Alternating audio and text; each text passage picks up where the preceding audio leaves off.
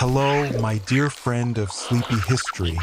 Welcome back to this cozy little corner of the universe, where your pillow is sacred, your yawns are royal, and your overthinking brain finally gets the night off.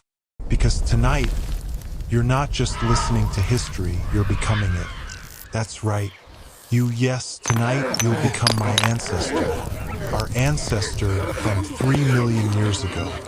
With a clumsy version, a smelly mouth and smelly feet, and a brain only meant to think about whether to keep crawling or to stand up straight. Instead of wondering what to wear, you're butt naked and covered in hair. And somehow, just to impress your crush by picking that one fruit hanging annoyingly high, you accidentally invented evolution, so your great-great-great-grandkids could one day walk upright and scroll TikTok. It's warmth, wonder, and a gentle reminder. You come from fighters, fire makers, and nap takers. So snuggle in, let your breath slow, let your heart soften, and before you fully time travel into dreamland, tell me in the comments, what time is it where you are right now so that all humans will wish you good night? Now, my ancestors, close your eyes and step into history with sleepy history. Morning after the extinction.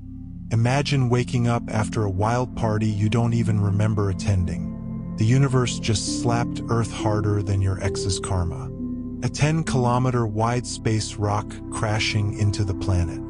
The Earth looked like someone forgot the oven on for 1,000,000 years. Fires still smoldering. The skies thick with ash. Sunlight? Ha! You'd have better luck seeing hope in a Monday morning meeting. And the smell?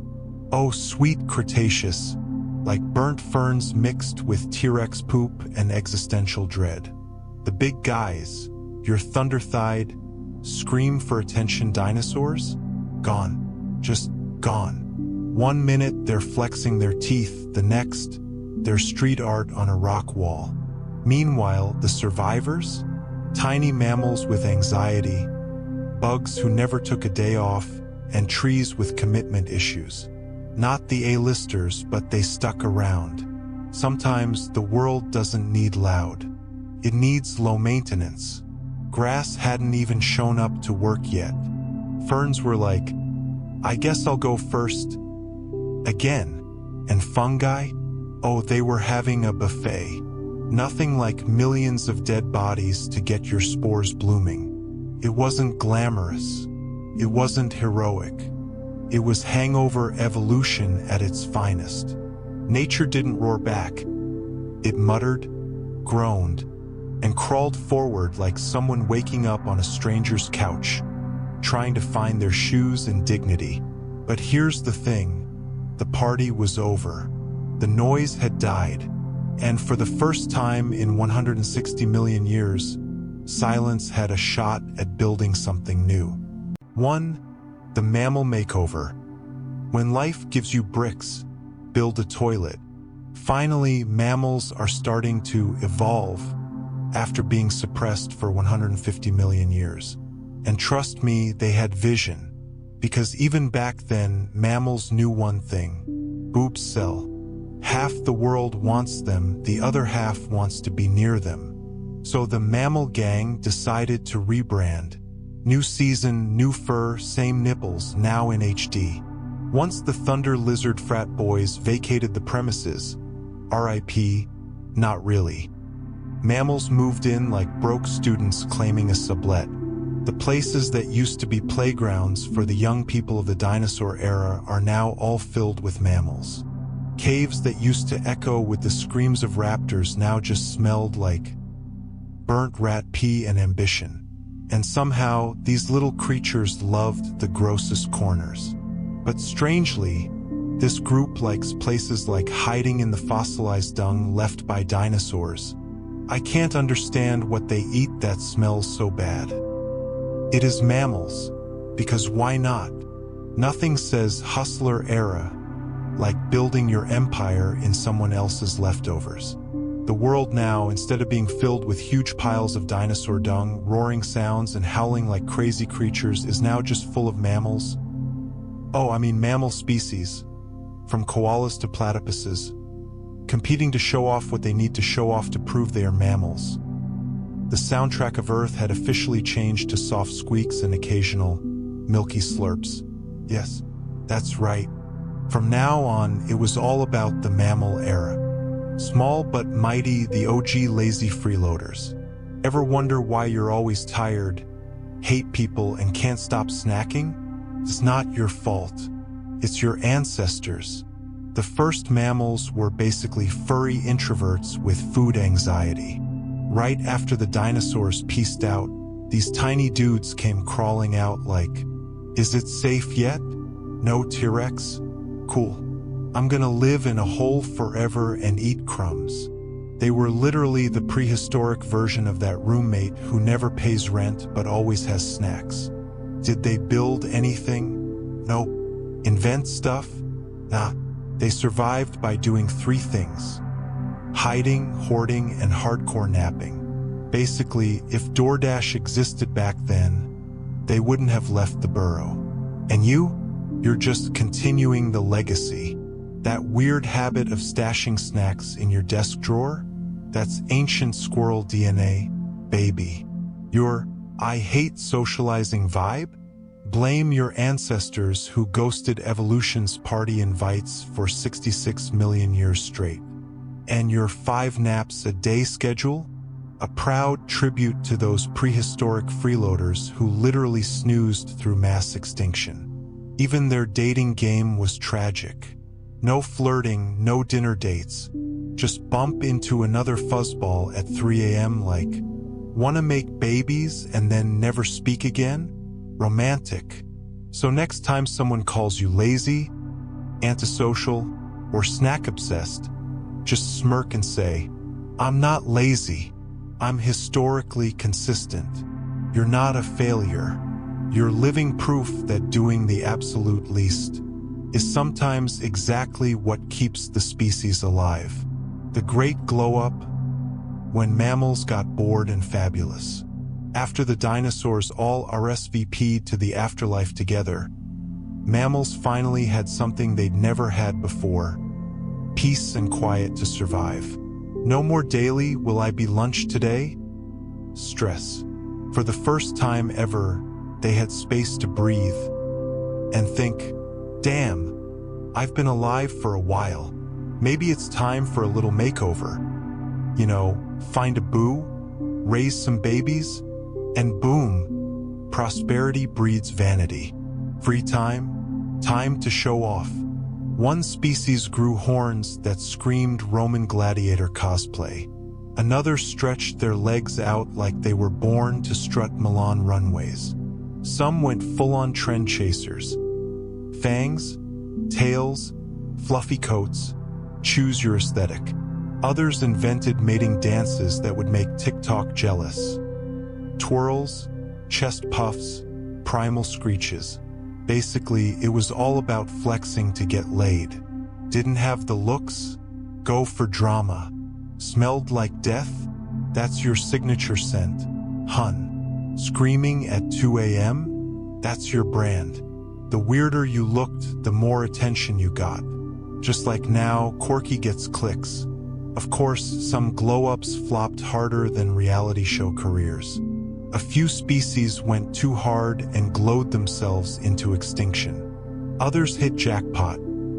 Whales went land as mid-oceans got vibes. Seals? Total fence-sitters. Half land, half sea, fully adorable. Bottom line? So the next time you're 3 filters deep editing a selfie, remember, you're not vain. Slay on, cousin. Survival of the sassiest. Welcome to the Paleogene drag race, where evolution isn't just natural, it's shady, sparkly, and slightly unhinged. With dinosaurs gone and the ecosystem wide open, mammals strutted into the spotlight like, "It's our show now, baby." Nature, instead of chilling, went full RuPaul. You wanna survive? Better work. Flamboyant tails, opera singer mating calls, and scent glands strong enough to cancel dinner plans. This was no longer about being the strongest, it was about serving looks and causing drama. Early primates were out here shrieking at midnight like drama queens on Red Bull.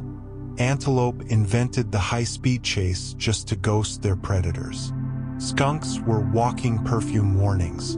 And don't even get started on birds. They were the original drag kids, feathers out, twirling like their lives depended on it because, well, they kinda did. It was Real Housewives of the rainforest. Petty, loud, and weirdly effective. If your vibe wasn't main character energy, you weren't mating. Forget natural selection. This was natural rejection with flair. The first influencers were furry, feathery, and extra AF. Long before anyone had a ring light, Earth was already a stage for thirsty content. Animals weren't just evolving, they were campaigning. Every chirp was a voiceover, every strut was a slow-mo reel, and every nest, Pinterest board from hell. Bowerbird literally built mansions out of trash to flex their interior design skills. Male frogs croaked like overconfident karaoke brothers. Even crabs waved oversized claws like, "Smash that like button if you're into asymmetry." Your feed today has got nothing on prehistoric peacocking. Birds of paradise invented the thirst trap. Some mammals faked strength, others faked charm, but everyone faked something.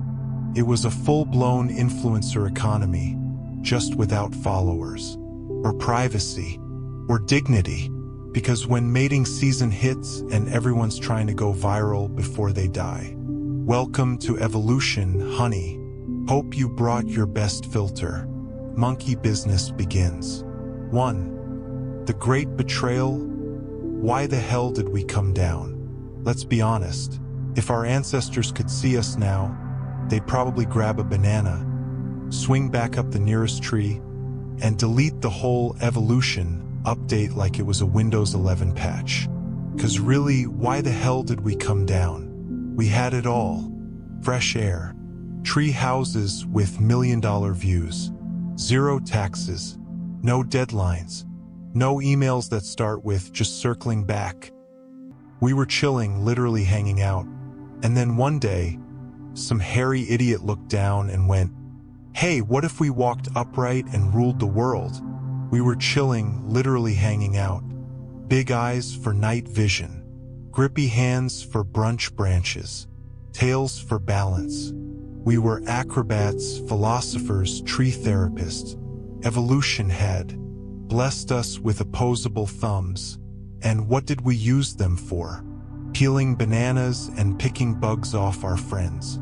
And then one day, somewhere between 7 and 5 million years ago, a group of slightly too curious apes looked down at the savannah and went, "Hey, what if we left paradise, stood on 2 feet, and invented capitalism?" Classic mistake. Like quitting your 9 to 5 to follow your true passion and ending up selling feet pics to afford gluten-free shampoo. Scientists call it bipedalism, the shift from 4 limbs to 2. It started small, just a little upright walking here, a bit of knee straightening there. But over time, standing up gave us new tools. Literally, our hands were freed from walking duty. So we started using them to throw rocks, break open nuts, or dramatically gesture while telling long-winded stories. Fun fact, Australopithecus afarensis, like the famous Lucy, walked upright 3.6 million years ago, but still had curved fingers for climbing. Basically, she was still half committed. Like switching to a standing desk but keeping the office chair, just in case. We were evolving into multitaskers, walking, holding tools, and trash-talking saber-toothed cats all at once. Standing tall also helped us spot predators, carry babies, and look intimidating, which, let's be honest, is 90% of adult life today. But progress came at a price. Our spines, designed for swinging, not standing, started cracking like IKEA shelves under emotional baggage. Our pelvises narrowed for walking, making childbirth a nightmare.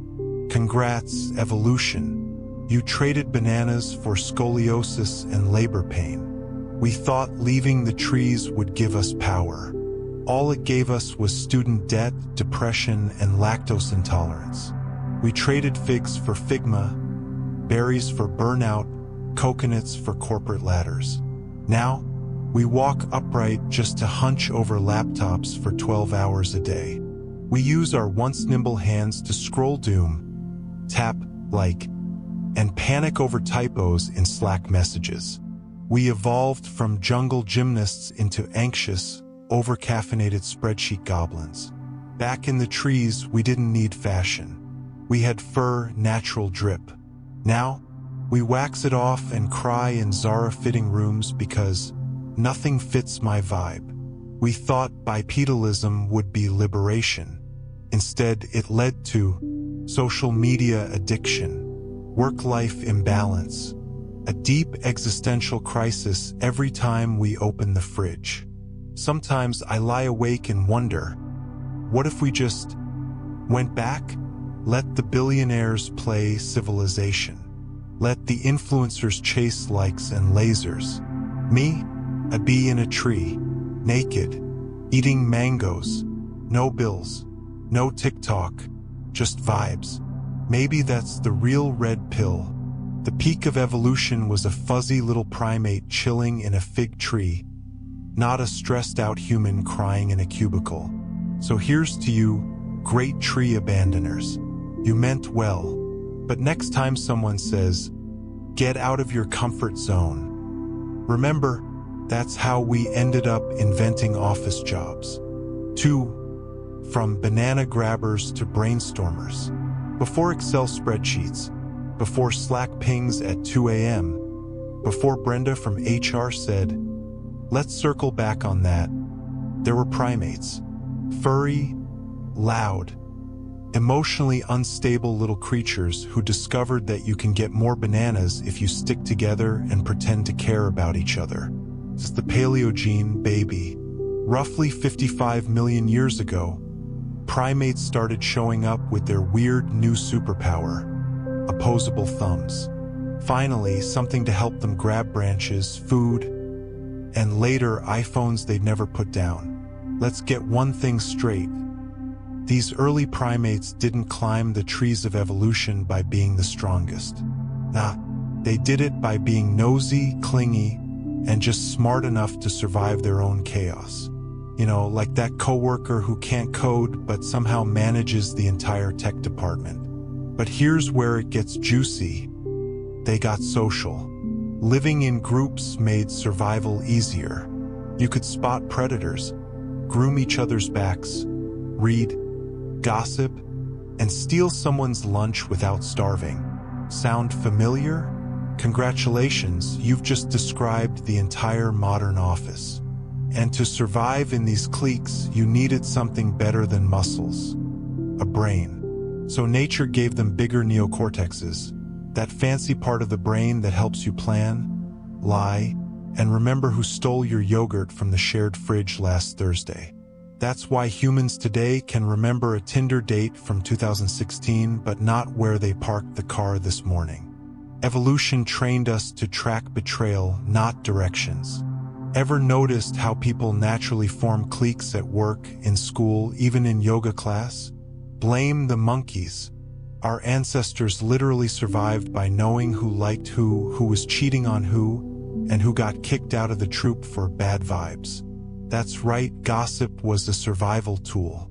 Even our obsession with group chats, liking stories, or subtweeting someone is just primal behavior wrapped in Wi-Fi. That toxic cousin who posts cryptic Facebook updates? Direct descendant of the monkey who screamed at birds for fun. And teamwork? Please. Teamwork came from hunting in groups and then pretending you helped. Just like Jason from marketing. Didn't chase the lion, but showed up for the photo. We evolved to be collaborative enough to get fed, but selfish enough to get credit. That's why every group project has one brain, one heart, one doer, and 3 freeloaders who ask, wait, when's it due again? So no, Brenda, I'm not ignoring your Slack message. I'm just expressing millions of years of ancestral survival instinct. Stay low, conserve energy, and pretend to listen, just like great-great-great-great-great-grandpa Grog when he avoided mammoth duty. 3. Standing tall, falling hard. So apparently, one day, our ancient ancestor got tired of crawling in the dirt and went, "You know what? Screw this. I'm gonna walk like a boss." And just like that, boom, bipedalism. 2 legs, upright spine, head held high, evolutionary glow-up unlocked. Except, was it? Standing upright was the original clout move. It screamed, "Look at me. I see predators, I carry stuff, and I invented the walk of confidence before it was a TikTok trend." But like every viral trend, it aged badly. Real bad. Because once we stood up, everything else started breaking. Knees? Clicking like old remotes. Hips? Dislocated at Zumba. Spines? Bent like budget office chairs. And don't get me started on lower back pain. That's not a modern problem. That's 4 million years of karma from one Australopithecus trying to impress his crush by reaching the juiciest mango on a high branch. Ever wonder why you're slouching at your desk like a sad shrimp, despite having a 15 million VND ergonomic chair, standing desk, yoga mat, and that overpriced lumbar support pillow? Yeah. Because our ancestors stood up, but evolution forgot to fix the design. Let's be real.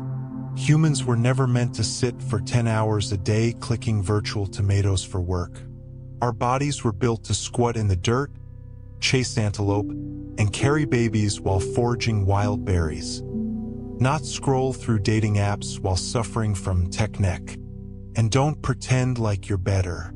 You sit like a pretzel at Starbucks, sipping sugar disguised as coffee, pretending to journal. Meanwhile, your spine's back there going, "Bro, I was designed for migrating. Not this soft boy nonsense." Even childbirth got wrecked. Standing upright narrowed the pelvis. So now human babies are basically born premature, all soft and helpless, like iOS updates that crash immediately. But oh, we looked cool doing it. That's the real reason we kept walking upright. Not survival, not intellect, just vibes. The ancient equivalent of, let's suffer, but make it fashion. Our ancestors invented the power walk. We just turned it into walking meetings with Karen from HR. They walk to survive. We walk for 10,000 steps to impress a smartwatch. And the irony? After millions of years evolving to stand, now we pay to lie down. Chiropractors, massage chairs, yoga retreats. We stood up to conquer the world, and now we lie flat because capitalism broke our backs. So next time someone tells you to sit up straight, tell them, "I'm slouching in honor of my forefathers, who stood up so I could complain sitting down. They walked so you could swipe. They ran from lions so you could ghost people. They evolved for survival. You evolved for aesthetics. Evolution's a joke. And the punchline is your spine." For Grandpa Australopithecus roasts his descendants. Gather round, you little spine-crooked, screen-glued gremlins. It's Grandpa Australopithecus, back from the Pliocene, and I've got bones to pick. Literally, I dug mine up just to be here. You kids think you have it rough? Try surviving on raw roots, saber-toothed gossip, and volcanic ash for breakfast. We didn't have Wi-Fi, baby wipes, or oat milk lattes. We had sticks, sharp ones, and if we lost one, that was our entire tech startup gone. But I get it, you evolved. Congratulations, Homo sapiens. Tall foreheads, weak chins, and egos so inflated you made fire and immediately used it to cook your own pride. I stood up so you could chase mammoths. You stood up so you could chase validation from strangers on the internet. I took millennia to figure out how to grip a rock. You took 5 minutes to invent TikTok and started filming yourselves pretending to cry for likes. When I used tools, it was to survive. When you use tools, it's to cut an avocado in exactly 7 aesthetic slices for Instagram. What in the natural selection is this? Let's talk about your posture. I broke my back learning to stand upright. You broke yours trying to look like a shrimp while typing OL to a meme you didn't even understand. I fought gravity. You let gravity win for clout. I made footprints in volcanic ash. You make footprints on soft sand just for the photo and run back screaming if a crab moves. And the way you run, don't even get me started. I used to sprint from leopards barefoot through thorns uphill both ways. You jog for 3 minutes post just did 5K. Then eat a croissant that undoes it all. You sleep on memory foam. I slept on dirt. You drink kombucha. I drank muddy water with mysterious floaties and called it soup. Oh, and the complaining? I have anxiety. Bro, I invented anxiety. Try living when literally everything around you is either edible or trying to eat you. You get stressed when your coffee order is wrong. I got stressed when the sun set because that meant I was 87% more likely to be eaten by a panther. And don't make me talk about childbirth. Your hospitals have beds, drugs, nurses, Spotify playlists. We had screams, moss, and the hope the baby didn't land on a rock. I didn't suffer through 6 million years of bipedal development just to watch you sit on your tailbone all day binge-watching shows about dragons and betrayal. You want betrayal? My best friend Thag once stole my berry stash and blamed it on a hyena. That was betrayal. But hey, I'm proud of you. You've made it far. You've built cities, written poetry, explored space. Just don't forget who taught you to stand in the first place. Who got roasted by the sun, chased by cats the size of sedans, and chewed tree bark with class. So straighten your back, lift your chin, and stop Googling how to walk properly like it's a new dance move. I invented that walk. It's called survival. Now go forth, my weird, caffeinated, vitamin D deficient grandchildren, and stop slouching. I died for that spine. 5. Congrats, you can now stand like a fool. Alright, close your eyes. Now imagine this. You're naked, covered in questionable patches of hair. Your spine is throwing a tantrum. Your feet look like they just met the concept of balance 5 minutes ago. You're hungry, confused, and very, very upright. Congratulations. You're your own great-great-great-gazillion grandparent. Circa 4 million years ago, Australopithecus style. You just stood up. Well, sort of. It's more of a hunched, hesitant wobble, like a toddler with trust issues. And here's the kicker. You didn't even ask for this. You were doing just fine. Hanging out in trees, grabbing bananas with your toes, scratching your butt without judgment. But new. Someone in your lineage thought it'd be a fantastic idea to stand up and explore. Probably the same ancestor who'd later invent kale smoothies and passive-aggressive email signatures. And now look at you, standing there like you're about to do something important, but mostly just regretting your life choices. Your hips aren't ready. Your knees are screaming. Your back, already writing a resignation letter. But walking gave us freedom, they say. Freedom? Bro, you can't even run without tripping over your own future. Worse, your hands, which used to be for climbing and holding on to dear life, now have to do everything else. Carrying, crafting, swiping on Tinder. You're basically a Swiss Army knife with anxiety. And don't even get me started on the food situation. You used to pluck fruit and bugs straight from the source, organic, free-range, gluten-free without trying. Now, you're scavenging, chewing on raw roots like a broke vegan influencer before the brand deals. Also, pro tip, fire hasn't been invented yet. So whatever you find, yeah, you're eating it raw, sandy, and possibly poisonous. Bon appetit, dummy. And yet, despite the back pain, the constant hunger, and the existential dread of not knowing what the hell you're doing, you kept going. Step by shaky step. Fall, stand, fall again. Why? Because somewhere deep in your peanut-sized brain, a voice whispered, standing up means seeing farther. Also, holy crap, that's a lion.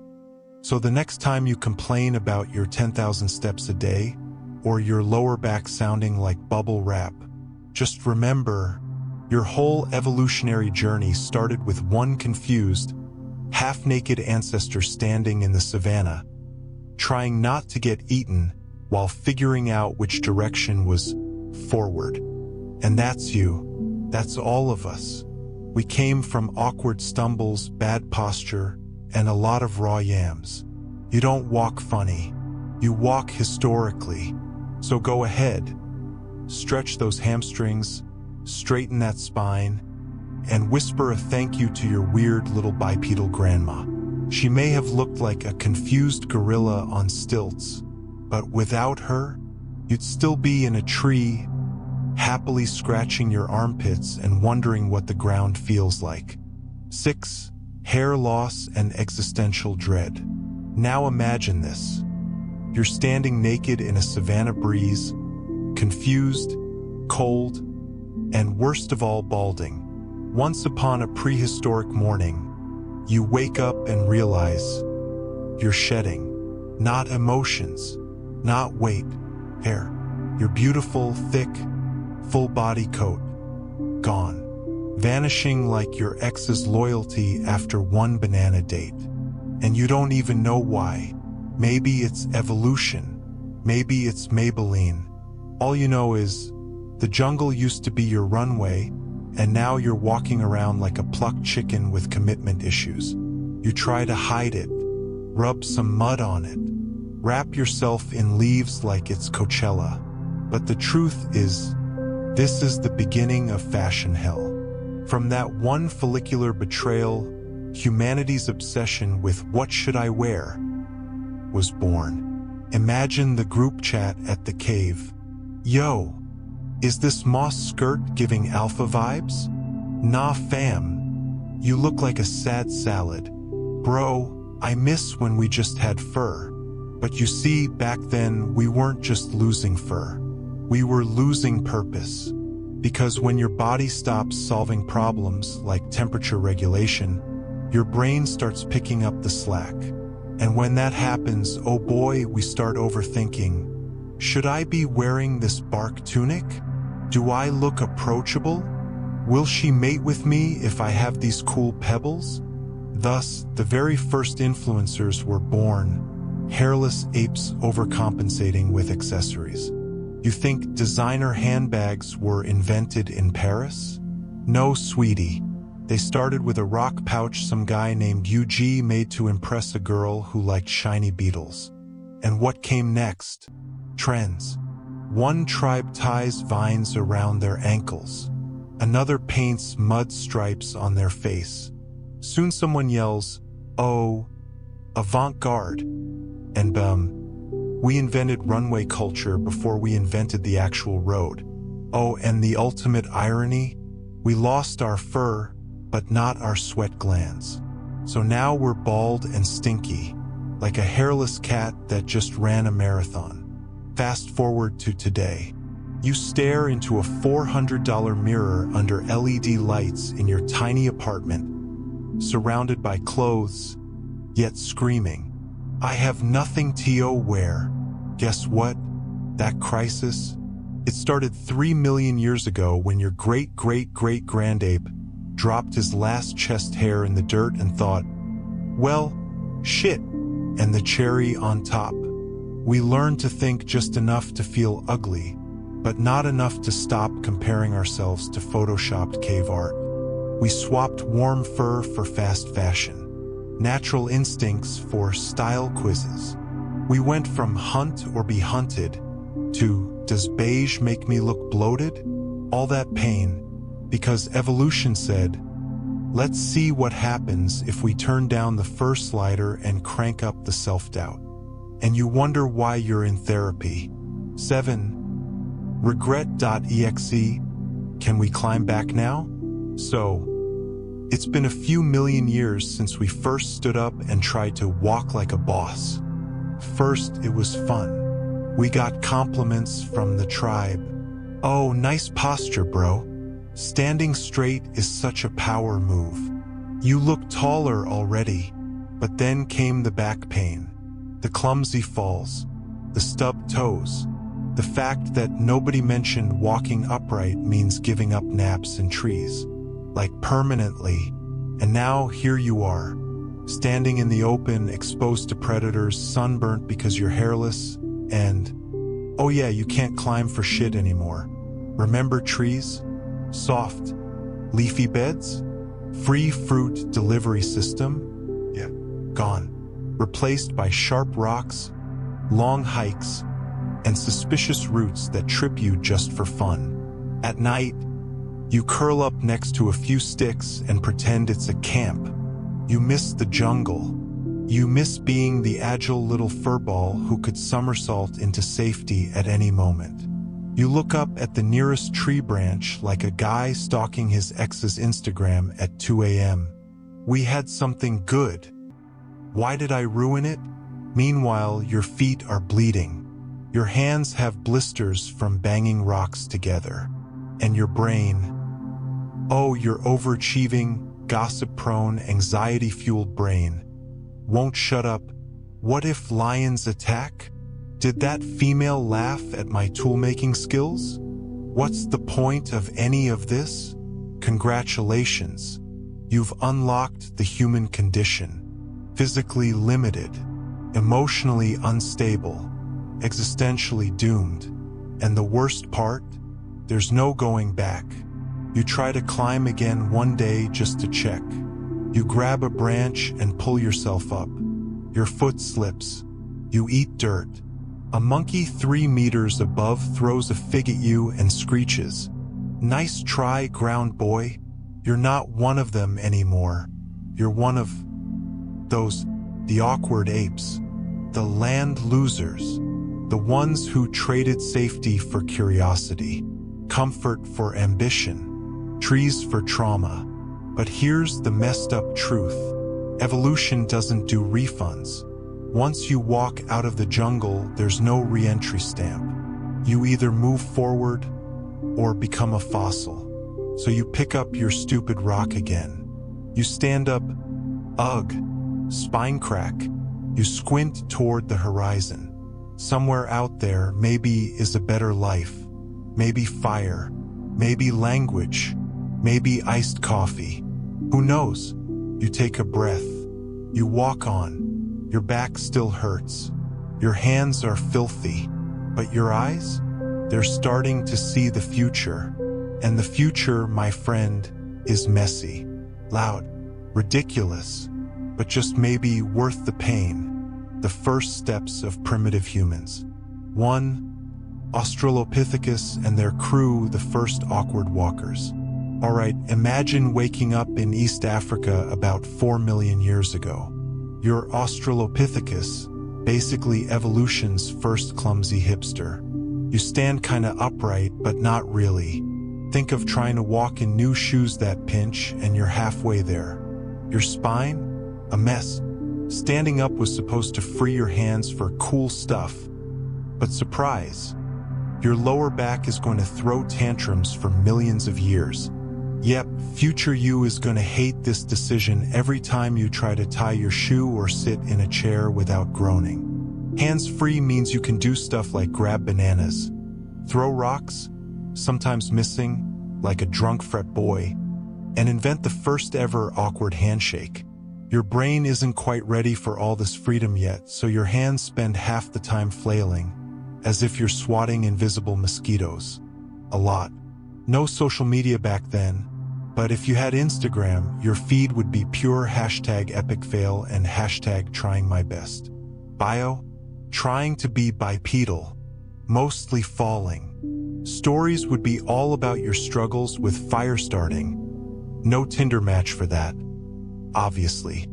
Your tribe? A small group of grunting apes who can't stop stealing your food or hogging the best sleeping spots.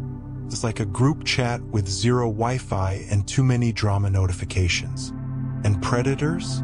Always lurking like a jealous ex, no do not disturb signs here.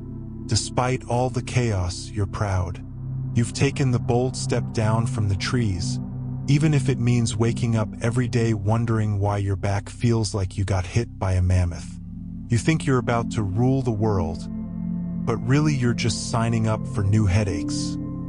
Literally. Hands and Rocks, the DIY survival kit. With those free hands, you start tinkering. Tools? Not quite artisan crafted yet. More like smash and grab. You're the prehistoric version of a DIYer, except you don't have YouTube tutorials. Your tools look like a toddler's first attempt at origami, rough, jagged, and occasionally deadly. You throw rocks, hoping to impress the tribe or scare off a predator, but half the time you miss or hit a tree. If you're lucky, you hit dinner instead. Making tools is messy. Lots of chips flying off, a bit like modern cooking shows but with more blood and less hygiene. Your brain, meanwhile, is busy growing, mostly figuring out how not to get eaten. That little gray matter is expanding like a balloon animal at a kid's party. Awkward but impressive. All this extra brain juice means you're starting to realize, hey, maybe we can work together. Your social skills? Rough. Imagine your tribe as a startup with zero management skills. Everyone wants credit for inventing fire, but no one wants to clean up afterward. Group projects fail, and there's always one guy who forgot to bring his spear to the hunt. Drama central. But teamwork is evolving, the first group chats, if you will. Back then, gossip was grunt-based and sometimes involved throwing actual things. The beginnings of alliances and rivalries are forming, the foundation of the next 4 million years of human politics. Standing up is overrated, a painful progress. You thought standing up would be cool? Joke's on you. It's like buying a brand new phone and realizing it has no battery. Your feet hurt, your knees creak, and your back is screaming in a language only chiropractors understand. Every step you take is a clumsy wobble, like a toddler learning to walk but with more existential dread. You have 2 legs now, but you're not quite sure how to use them properly. Your arms, once used for climbing trees, are now awkwardly dangling. Not very useful unless you want to look confused. This transition is painful and slow. You start to notice the perks. Your hands can carry things, but the cost? Back pain that will make future humans invent yoga and ibuprofen. Spoiler alert, those things won't come for millions of years. You start to get that standing upright means better views, you can spot danger earlier and carry food for the whole tribe. But it also means you can't just chill in the trees anymore, which was honestly a pretty sweet deal. This awkward bipedal shuffle sets you apart from other animals. But it's no walk in the park. More like a stumble through a swamp. Every single day. Social drama and early gossip. Life in the tribe is like a never-ending soap opera. Without Instagram or TikTok, your communication is grunts, gestures, and suspicious looks. You've got that one annoying cousin who always steals your food and brags about being the best rock thrower. There's drama over who gets to sit where around the fire. Someone's always hogging the good hunting spots. Group dinners turn into passive-aggressive standoffs. The phrase sharing is caring doesn't quite exist yet, You try to bond with your tribe through grooming rituals, basically prehistoric spa days, but everyone's itching because hygiene is not invented yet. You wonder if that weird smell is just natural or a social death sentence. Spoiler, it's both. Even in this primal chaos, you start to see the power of social bonds. Friends help you survive. Enemies try to steal your meat. You realize that in the jungle, it's not just about being strong, but about having the right allies, or at least knowing who to avoid. The big brain, when thinking became a problem. Congratulations, your brain's getting bigger, but with great power comes great headaches. You're starting to wonder why you're here, what your purpose is, and why that neighbor keeps staring at you weirdly. Early self-awareness hits hard. Suddenly, you're asking yourself, who am I? Why am I standing here awkwardly? You don't have answers, but you sure have a headache from all the thinking. This is the birth of existential dread. You might be grunting at a rock, but inside your head, it's a full-blown therapy session. You're trying to find meaning in a world full of saber-toothed cats and unpredictable weather. Meanwhile, your tribe tries to cope with this new mental load. Some take to staring into fires like they're searching for Instagram enlightenment. Others just grunt louder, hoping to drown out their thoughts. This is also when early self-help emerges, the first awkward attempts at 7 habits of highly effective apes. It's mostly about not getting eaten and making sure you get your share of food without starting a war. Losing the fur, losing your mind. At some point, you start losing fur. Yeah, that glorious ape coat that protected you is thinning out. Suddenly, you have to figure out what to wear, but you don't have Gucci or H&M yet. This is when fashion starts, and trust me, it's ugly. You try leaves, animal skins, or nothing at all, the prehistoric version of, I woke up like this, but way less flattering. Your brain, which just got bigger, now has to deal with cold weather, sunburns, and awkward clothing choices. It's like going from living in a cozy cabin to moving to Antarctica without a jacket. This fur loss sparks all kinds of social issues. Who's the best dressed? Who smells worse? Who's the weird one wearing a leaf hat? The beginnings of social hierarchy are born from who has the nicest fur or skin. Regret.exe. Can we climb back now? Look back and ask yourself, was it worth it? Leaving the trees meant back pain, social drama, existential crises, and fashion disasters. Maybe we should have stayed swinging, eating bananas, and avoiding the nightmare called work. Every modern problem, from burnout to breakups, traces back to that first awkward step on 2 legs. If only our ancestors had listened to Grandma Ape and stayed cozy in the treetops. But here we are, stuck with taxes, deadlines, and people who can't stop posting gym selfies while complaining about life. We might have less fur, but our problems? They've only gotten bigger. Evolution's gamble paid off, sure, but it came with a steep price. And sometimes, late at night, you wonder, can we just hit Ctrl+Z on the whole bipedal thing? 2. The ancestors of Homo appeared. Morning in the Paleolithic, wake up, you're Homo habilis. Imagine this, you're waking up in a cave or maybe under a tree because indoor plumbing is a few million years away. You're Homo habilis, literally handyman, which means your hands are finally getting good at more than just picking your nose or scratching your butt. You stand semi-upright, which feels kind of weird, like when you first tried to wear skinny jeans. Awkward, uncomfortable, but everyone's doing it. Your posture is the ultimate compromise, not quite fully bipedal, not quite chimp swinging through trees. It's like the worst yoga pose ever. Half downward dog, half nap. But hey, those hands are free now, which means you can do dumb stuff like make the world's first stone tools by smashing rocks together, the ultimate prehistoric IKEA experience, but without the Allen wrench. You try to swing your newly liberated arms, but your brain is still in that awkward, evolving but clueless phase. Standing upright means your back hurts all the time, and thanks to bad posture, you look a little like that one office worker who's been sitting all day without standing up. Yes, your ancestors were the original chronic back pain sufferers. And guess what?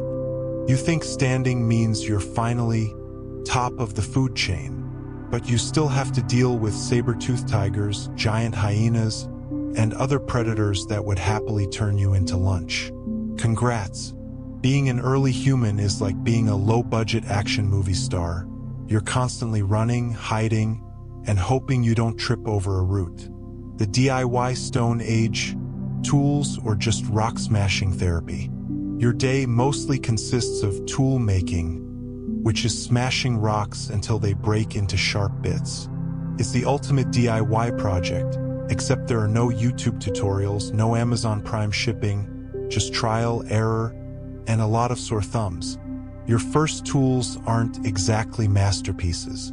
They're ugly, chunky, and about as precise as your drunk uncle's attempts at assembling IKEA furniture. But they get the job done, whether it's cracking open a bone to suck out marrow or cutting through that stubborn piece of mammoth meat.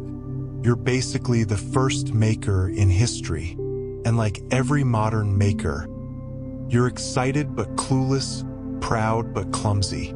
Sometimes you hit your finger with a stone and have no idea what to do except grunt loudly and hope no one saw. Social life, prehistoric edition, the original group chat.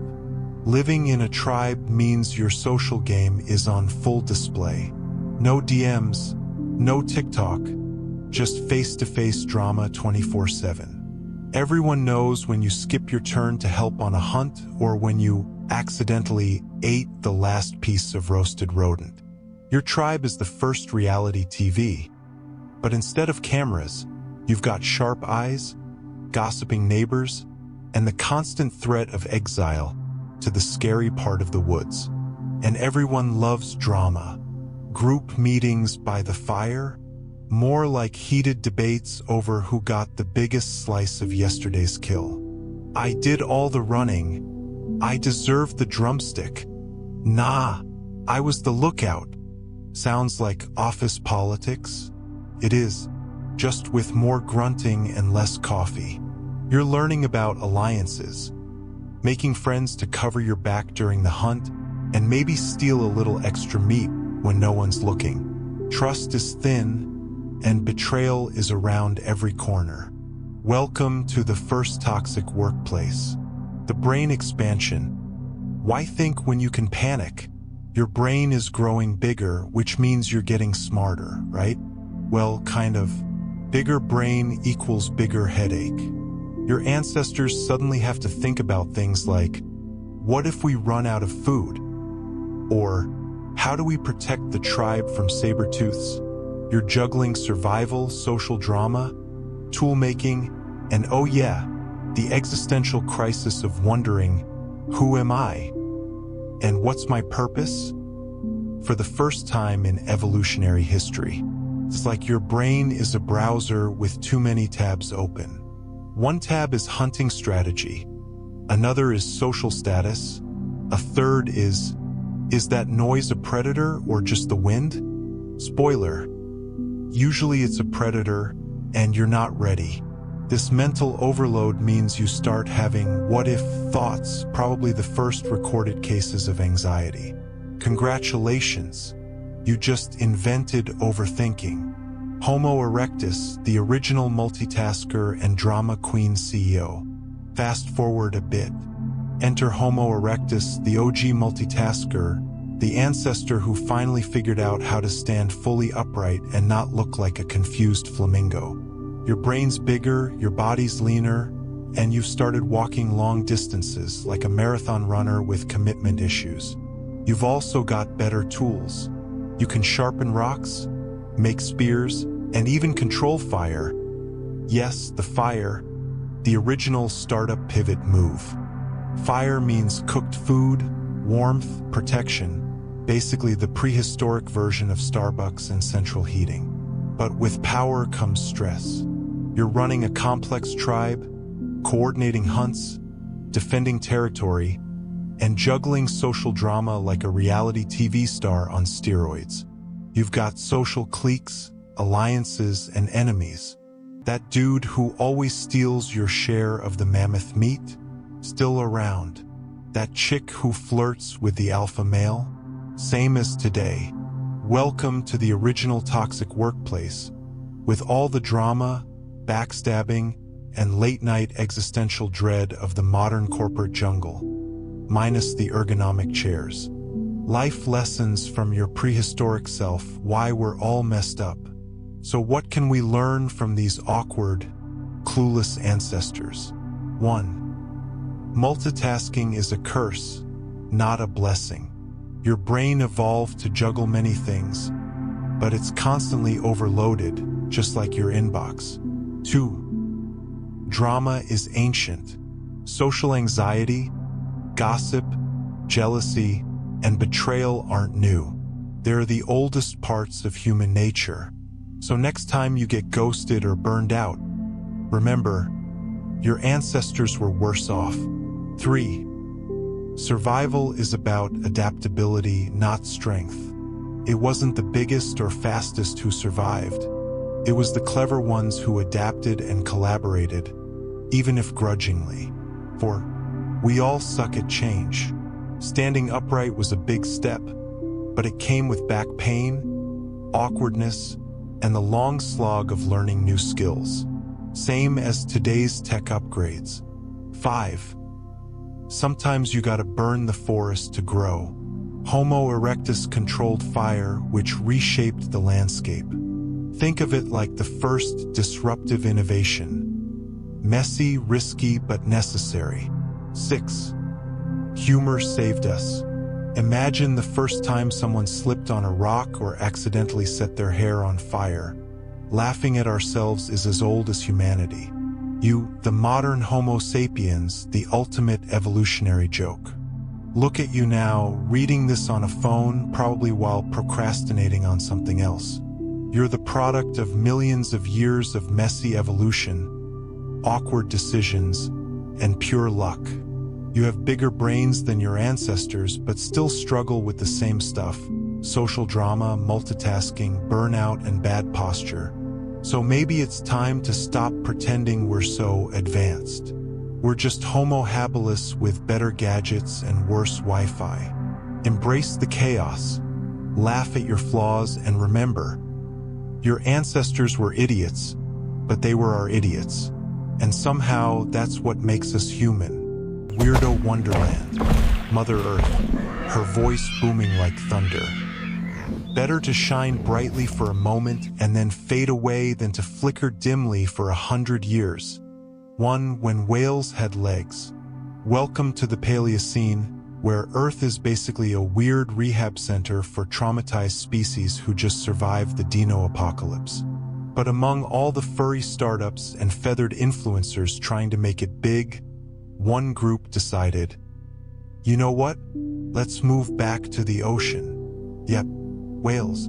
Now, before they became the majestic sea divas we know today, floating through oceans like slow-motion opera singers, these creatures were awkward land dwellers. Imagine a dog with seal flippers and a tail that couldn't decide whether it wanted to twerk or steer. That was Pakicetus, the OG whale, stomping around like it had no idea what species it wanted to be. Its legs were so short and stubby, they made your forgotten gym membership look productive. But here's the deal, they were trying. These land whales were like your friend who signs up for 5 self-help courses, does half of each, and then pivots to opening a smoothie bar. They dipped a toe into evolution's DMs and said, "Hey, ocean, remember me?" Then belly flopped back into the water. It wasn't elegant. It wasn't fast. But oh boy, it was dramatic. For the next few million years, these proto-whales became the kings of the comeback arc. Their nostrils moved to the top of their heads, because breathing through your nose while swimming is way cooler than mouth breathing on land.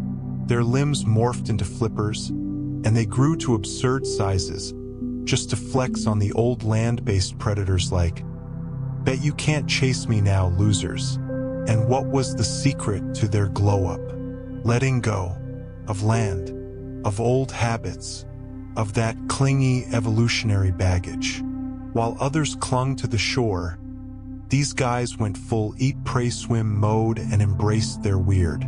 Now, we look at whales and think elegance, wisdom, that lo-fi playlist I study to. But let's not forget, their journey started with some short, chubby legs, identity crises, and the evolutionary equivalent of an awkward haircut.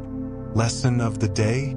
It's okay to not know where you're going, as long as you keep swimming, or flopping, or whatever version of forward motion you've got.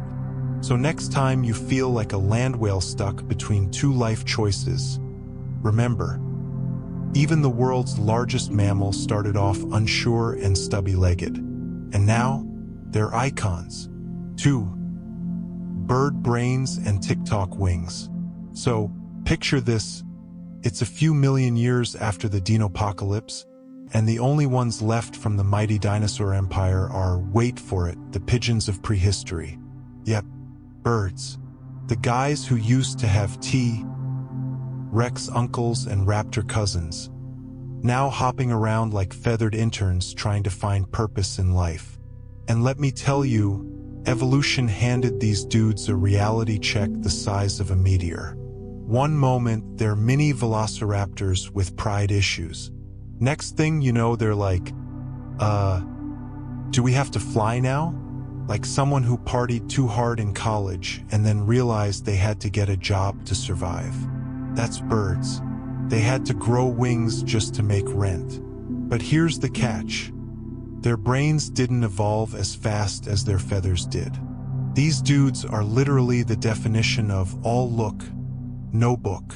You ever meet someone who's jacked at the gym, takes mirror selfies every 5 minutes, but couldn't spell cardio if you spotted them the C, A, and D? Yeah, that's the bird lineage. Their heads stayed the size of a ping pong ball while their ambitions soared like influencers on launch day. Some grew massive claws and long wings trying to look cool, like that friend who buys a motorbike just to rev it in the parking lot. But inside, still scrolling bird TikTok, doing the same mating dance for 20,000 years. And don't get me started on terror birds. Oh, you haven't met them? Imagine an ostrich had a Red Bull addiction, unresolved anger issues, and no hobbies except hunting mammals for fun. These birds couldn't fly because, of course, leg day was every day, but they made up for it by being 3 meters tall and meaner than your aunt at a wedding buffet. Their vibe? I may not be smart, but I run fast and stab better. Kinda like that one dude in high school who didn't pass a single class but ended up a nightclub bouncer and thinks he's made it. You'd hear them stomping across prehistoric plains like, "Who needs wings when I've got rage and talons?" And honestly, fair. But while some birds were out here cosplaying dinosaurs with roid rage, others decided to reinvent themselves, the Gen Z birds, the quiet ones. They ditched the whole carnivore cosplay and became fruitarians, seed collectors, even bug eaters. The clean girl aesthetic of evolution. They built nests like Pinterest boards, performed dances like they were auditioning for so you think you can migrate, and slowly they got smarter. Still small-brained, but clever. They were like, okay, maybe we're not the apex predators anymore. But what if we fly better than everyone else? Raise our kids in actual nests and don't eat people? Growth. We love to see it. So yeah, birds started off as overgrown toddlers with claws and delusions of grandeur. But some got it together. Some learned that if you stop screaming and flapping for a minute, you can actually find your lane. Like someone who logs off Instagram, touches grass, and finally starts their sourdough business. Evolution didn't give them big brains, but it gave them a second chance and a warning for the rest of us. You can be flashy, loud, and angry all you want, but if your brain's still stuck in the Cretaceous, you're just a chicken with anger issues. 3. Giant ground sloths, the kings of couch potato. If productivity was a religion, giant ground sloths would have been burned at the stake. These gentle titans clocked in maybe 4 hours of eating and spent the rest of their day in deep, unapologetic slumber. No hustle culture, no bullet journal, just vibes. Imagine your unemployed cousin who lives with his parents, watches conspiracy documentaries at 2 a.m., and considers peeling a banana a workout. That's the vibe. Their body, massive, not because they lifted, but because evolution said, screw it, just make him big enough so predators give up halfway. They were like walking bean bags with claws, peaceful giants who couldn't care less about cardio or career goals. While other animals were out there networking, inventing new teeth, or building nests, Mr. Ground Sloth was like, nah, I'm good right here. This patch of grass speaks to my soul. But here's the kicker. They survived for millions of years. Millions. Long after those aggressive, over-caffeinated saber-tooths ran out of gas, the sloth was still living his best life, napping under the sun like a retired king with no mortgage. So what's the lesson? Maybe it's okay to slow down. Maybe your worth isn't defined by how many emails you sent or followers you gained. Maybe, just maybe, we should all sloth a little more, nap hard, eat slow, and unfollow the chaos. Because sometimes the chillest creatures leave the deepest mark, even if they do it very slowly. 4.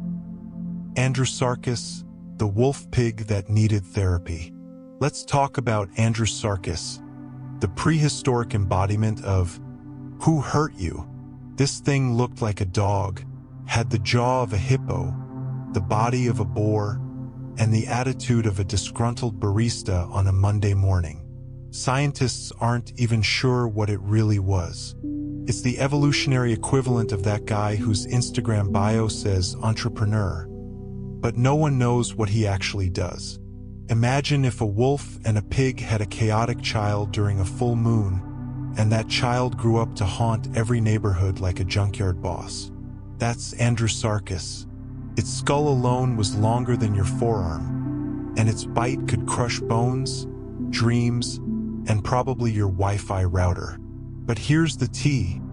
Behind that tough look was pure emotional damage.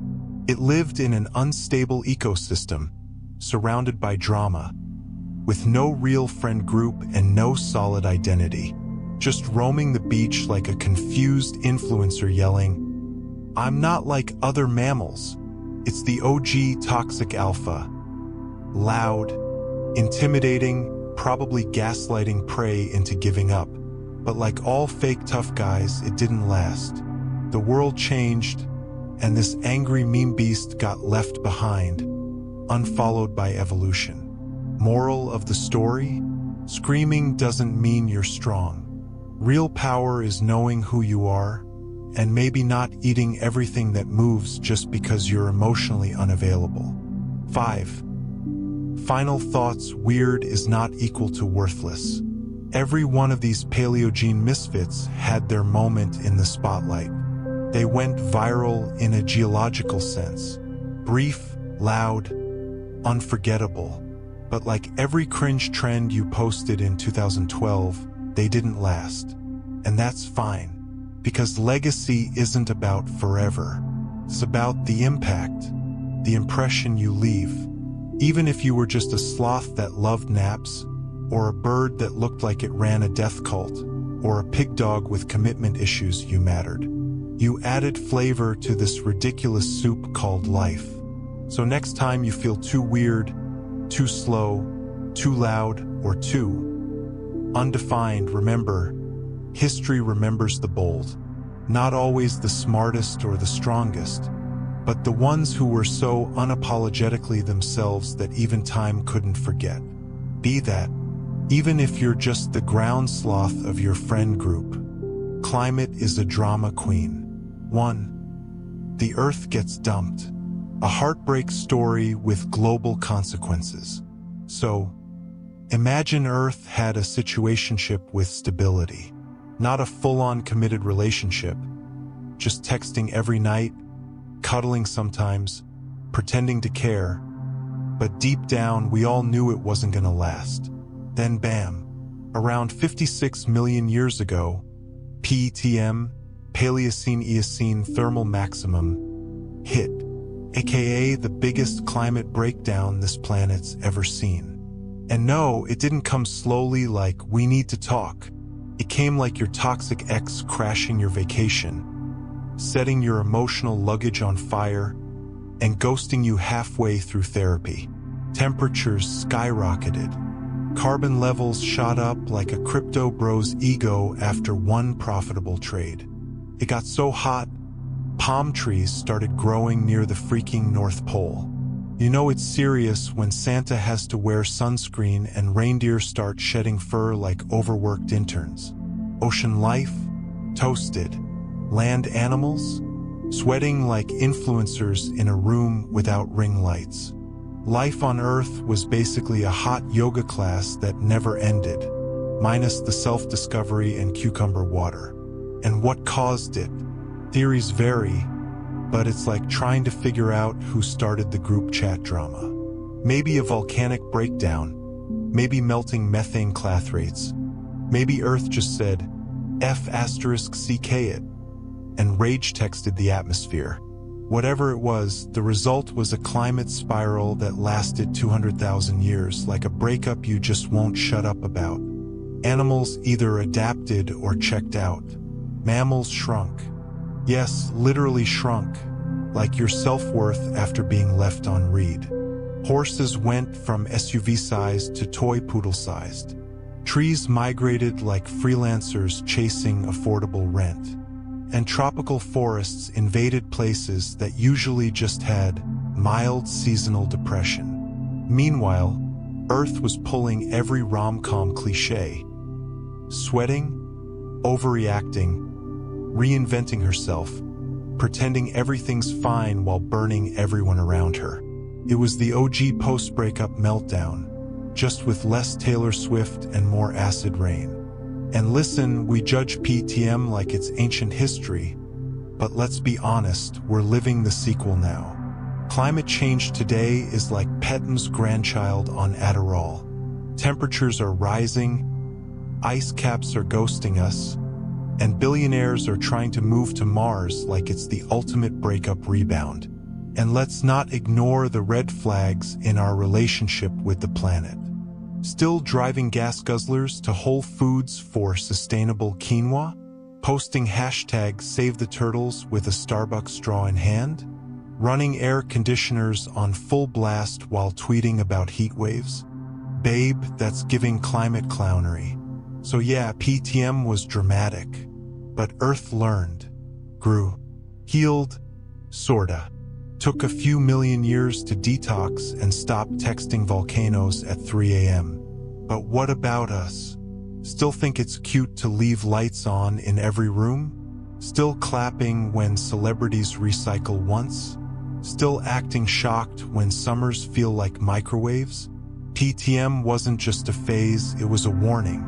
And we're acting like the main character in a disaster movie who refuses to evacuate. Except there's no Hollywood ending here. Just sweat, regret, and maybe, if we're lucky, a slightly cooler tomorrow. From hot mess to cold shoulder.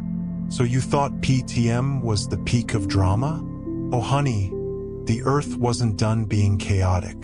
The Earth turns over as quickly as an ex-lover. After her blazing hot girl summer, she went full ghost mode. The temperature didn't crash instantly. Nope, it was the ultimate slow fade. Like your situationship texting less and less until he accidentally forgot your birthday. For millions of years, the Earth slowly cooled down. And just like a toxic ex that can't make up their mind, climate kept swinging between maybe I'll chill and no wait, one more tantrum. 1 minute she's planting tropical rainforests near the poles. Next minute she's icing everyone out like a girl who found out you still follow your ex on Instagram. You see, during this long cool down, rainforests began retreating, animals had to adapt or die trying. Imagine you're a flamboyant lemur used to warm, lush forests, and suddenly you're being evicted by creeping savannas. It's giving influencer moved to the suburbs after a scandal energy. And let's talk about the mammals. These dramatic temperature swings turned them into emotional support gym brothers. Some had to bulk up with fat just to survive the cold. Others started migrating more than a burnout, switching career paths. Forest today, grassland tomorrow, tundra the day after. Every creature became a survivalist influencer. Hey guys, today I'll show you how to forage in -10 degrees Celsius with only one functional nostril and anxiety. Meanwhile, the oceans were out here throwing shade. Cooling temperatures caused circulation changes that made marine life either adapt or check out permanently. Corals were like, if it's not 26 degrees Celsius and sunny, I'm dead to you. Very diva behavior. But the biggest twist? This wasn't just some seasonal mood swing. This was Earth prepping for her full-on BBL. The Ice Ages. Slowly but surely, glaciers started flirting with the poles. Not committing yet, just teasing. Think of it as Earth downloading Tinder again, but only swiping left on warmth. Not looking for anything tropical right now, sorry. And just like your toxic ex texting you up at 2 a.m., Earth kept having mini warm relapses. Short heat waves, then cold again. Bipolar vibes? Don't cancel me. But yeah, climate was emotionally unstable AF, and the biosphere was just clinging on like, please, I have kids. Honestly, if you thought the past was this steady, boring march of time, think again. Earth was a reality show before reality shows were cool. Keeping Up with the Cretaceous got canceled. And now we're in real ice wives of the Paleogene. And you know what's wild? We act like climate change today is something brand new. Nah fam, this planet has been wildened since day one. The only difference is, now we've got TikTok filters, doom scrolling, and air fryers. But the mood swings, still the same. Just like your ex who keeps liking your stories but refuses to talk. Mixed signals forever. To be continued. When Earth decides if she's gonna freeze over or go full meltdown again. Stay tuned. 3. Weather gone wild. Animals gone weirder. Welcome to Paleogene's most unpredictable game show. Guess that climate. One day it's a cozy rainforest rave. The next it's an icy breakup text from the Arctic. The weather swings faster than your ex's mood after stalking your Instagram. Sun one day, snow the next. No warning, no apology. Mother Nature's going through something and dragging everyone down with her. Animals had two choices: adapt or get canceled. Some went full winter gym rat, grew thick fur, stored fat, hibernated like emotionally unavailable men. Others, they packed up and moved, claiming this biome is toxic, like a girl boss ghosting her group chat. You'd see squirrels migrating like they're done with the drama, looking for a climate where the grass isn't frozen stiff. But let's be real, not everyone made it. Some species didn't die because they were weak, they just had bad timing. Like showing up to a pool party in a parka. One day you're thriving in the sun, next day you're a popsicle. Boom, extinct. R.I.P. to the stylish but poorly dressed. Insects, once the rock stars of the Cretaceous, now reduced to low-key nerds hiding under leaves. Think of them as that one friend who was popping off on TikTok in 2020, and now only posts story polls like, "Do you believe in love?" They're still around, just quieter, colder, and trying not to die. Yet somehow, amidst this mess, the real MVPs emerged. The ones who didn't chase fame, who didn't overshare, who didn't start eco-podcasts about their trauma. The mice, the beetles, the weird underground creatures that stayed humble and minded their own business. The introverts of evolution. Lesson here: you don't need to be loud to survive. You need to be petty, patient, and permanently ready for the next plot twist. Keep your head down, your snacks close, and your drama minimal. Basically, be the emotional support rat this era needed. Because in a world where the climate changes faster than Twitter beefs, only the chill survive. 4. The feathered freelancers. You ever met that one guy who failed at everything, disappeared for years, and then came back reinvented? With a man bun, a crystal necklace, and a healing energy Instagram? Yeah, that's basically what happened with the birds. Post-KT, dinosaurs were canceled harder than a comedian with bad tweets. But their feathery cousins? They just went offline for a bit, rebranded, and showed up like, hey, we're not dinos anymore. We're birds, spiritual, lightweight, high-vibe beings. And the world let them. Because honestly, who had time to fact-check when you're trying to survive a planet that keeps switching from ice age to hot yoga? So, birds became the ultimate freelancers of evolution. While mammals were out there bulking up, networking, and climbing the corporate jungle, literally, birds were like, nah bro, I'm gonna fly, sing, and poop on expensive cars. They didn't need size. They had style. They didn't fight. They flew. While others were still evolving knees, birds were doing aerial flips like, catch me if you can, you landlocked loser. But don't be fooled by the chirpy vibe. Behind every cute little finch was a hustler with the survival instincts of a tax evader. Some birds learned to mimic sounds, steal food, manipulate other animals. Basically, they invented gaslighting. Ever met a lyrebird? That thing can imitate chainsaws, camera shutters, and even crying babies. It's giving toxic situationship energy. And don't get me started on the hornbills. These divas seal their mates inside a tree cavity while they go get food. Like, stay home, babe. I'll bring the bugs. It's giving 1950s housewife, but in reverse.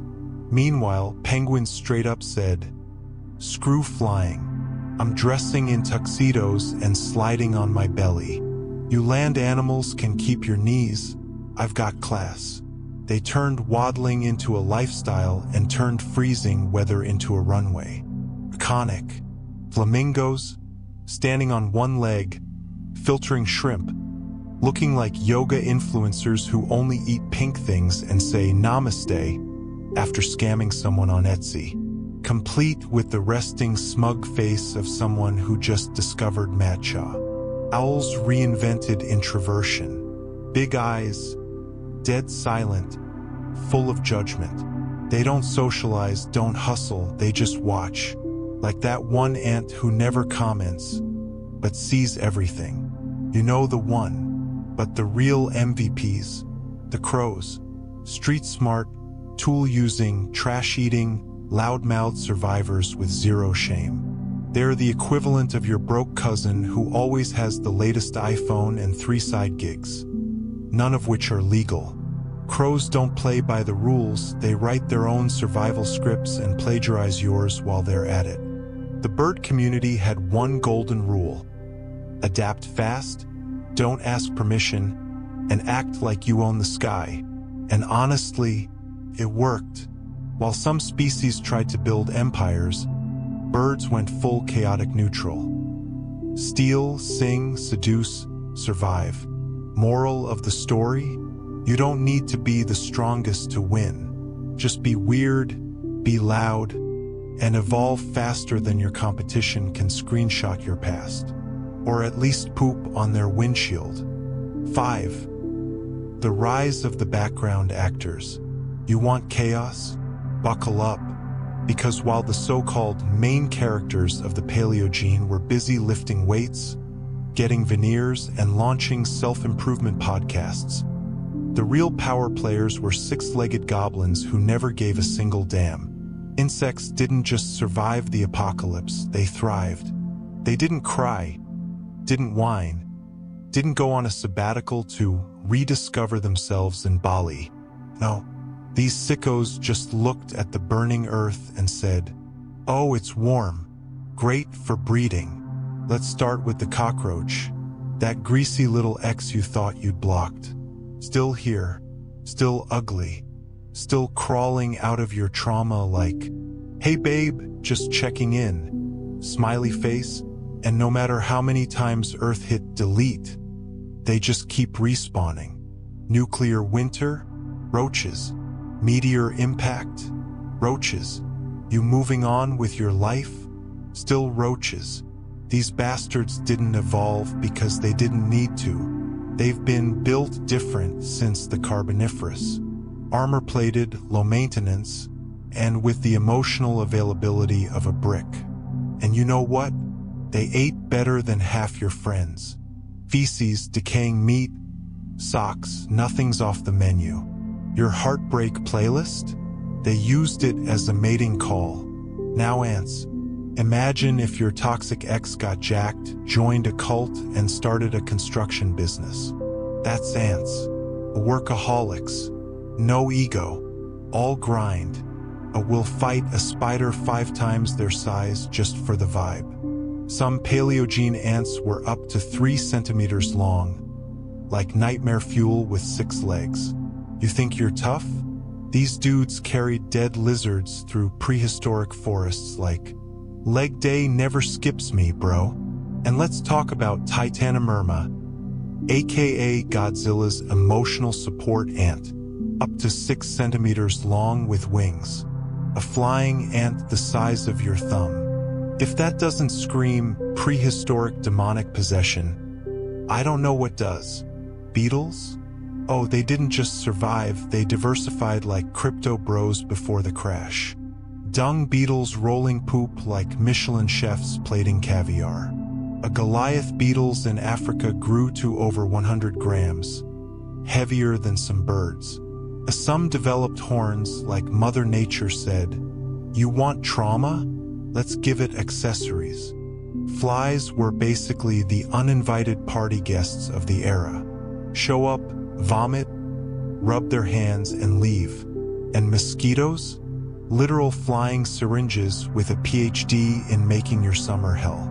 They've been sucking blood since dinosaurs had feathers and morals. And what do they give in return? Parasites, diseases, and an itch that feels personal. Termites? Spit architects. Built cities from dirt and spit. You built a 3-bedroom house? Cute. They built a 7-meter-high shit palace with AC and food courts. All for one queen who spends her whole life birthing babies like a Victorian wife with no hobbies. Meanwhile, wasps were out here gatekeeping pain. No honey, no benefit, just rage with wings. The original girl bosses of unnecessary violence. I sting, therefore I am. And you want a plot twist? Some Paleogene insects were bigger than your self-esteem. A dragonflies with 70 centimeters wingspans, basically flying rulers from hell. Prehistoric mantises that hunted vertebrates. Yes, lizard-eating bugs. They didn't blend in, they took over. You hiding under the blanket? They're in there too. But did any of them post about it? Nope. No Insta Reels. No trauma-dumping tweets. Just quiet domination. They didn't need to be seen, because in the end they knew, you mammals can strut your hairy butts across the savannah. But when the next extinction hits, we'll still be here, nibbling your legacy and laying eggs in your AirPods. So yeah, while your species was busy inventing emotional baggage and reality TV, insects were stacking survival points. No therapy, No love languages, just pure, unfiltered mind your business and eat whatever dies energy. Honestly, mood. Mother Nature's mood swings and the acne surviving species. If you think your ex had mood swings, wait till you meet Paleocene climate. 1 week it's spring, the next it's Siberian death freeze. Sunshine in the morning, snowstorm at noon, acid rain by midnight. Mother Nature was clearly not seeing her therapist. She was spiraling and dragging the whole planet down with her. And the poor mammals? They were basically living in an eternal game of hot or not. Only it was literal. Too hot? You're toast. Too cold? You're a popsicle. Evolution became less about who's the strongest and more about who can survive this psychotic weather without a breakdown. So how did our furry ancestors cope? 2 words: fat and fur. Mammals started hoarding fat like a gym bro hoards whey protein and trauma. Blubber was the new six-pack. The chunkier you were, the better your chances of not dying in your sleep. It wasn't about looking good. It was about not freezing to death like your flaky ex's cold heart. And don't get me started on the fur. Fur became a full-on fashion statement. Not sleek, fancy fur. No. This was savage, uncombed, haven't showered in a decade kind of fur. Think cave goth meets TikToker who fell into a dryer. Lush enough to survive a blizzard, but also messy enough to say, I don't care anymore. I'm tired. I just want to live. But the cold wasn't the only problem. The planet kept shaking, flooding, erupting. Like a toddler on Monster Energy drinks. Mountains popped up like acne before prom. Volcanoes exploded like gender reveal parties gone wrong. Oceans played musical chairs with the continents. You'd go to bed on dry land, wake up in the Mariana Trench. Some animals panicked and started moving south, west, anywhere but here. A mass migration of prehistoric drama queens. This region is too toxic. I need to heal. Sound familiar? Basically the first digital nomads, except no laptops, just trauma and tiny legs. Others just died.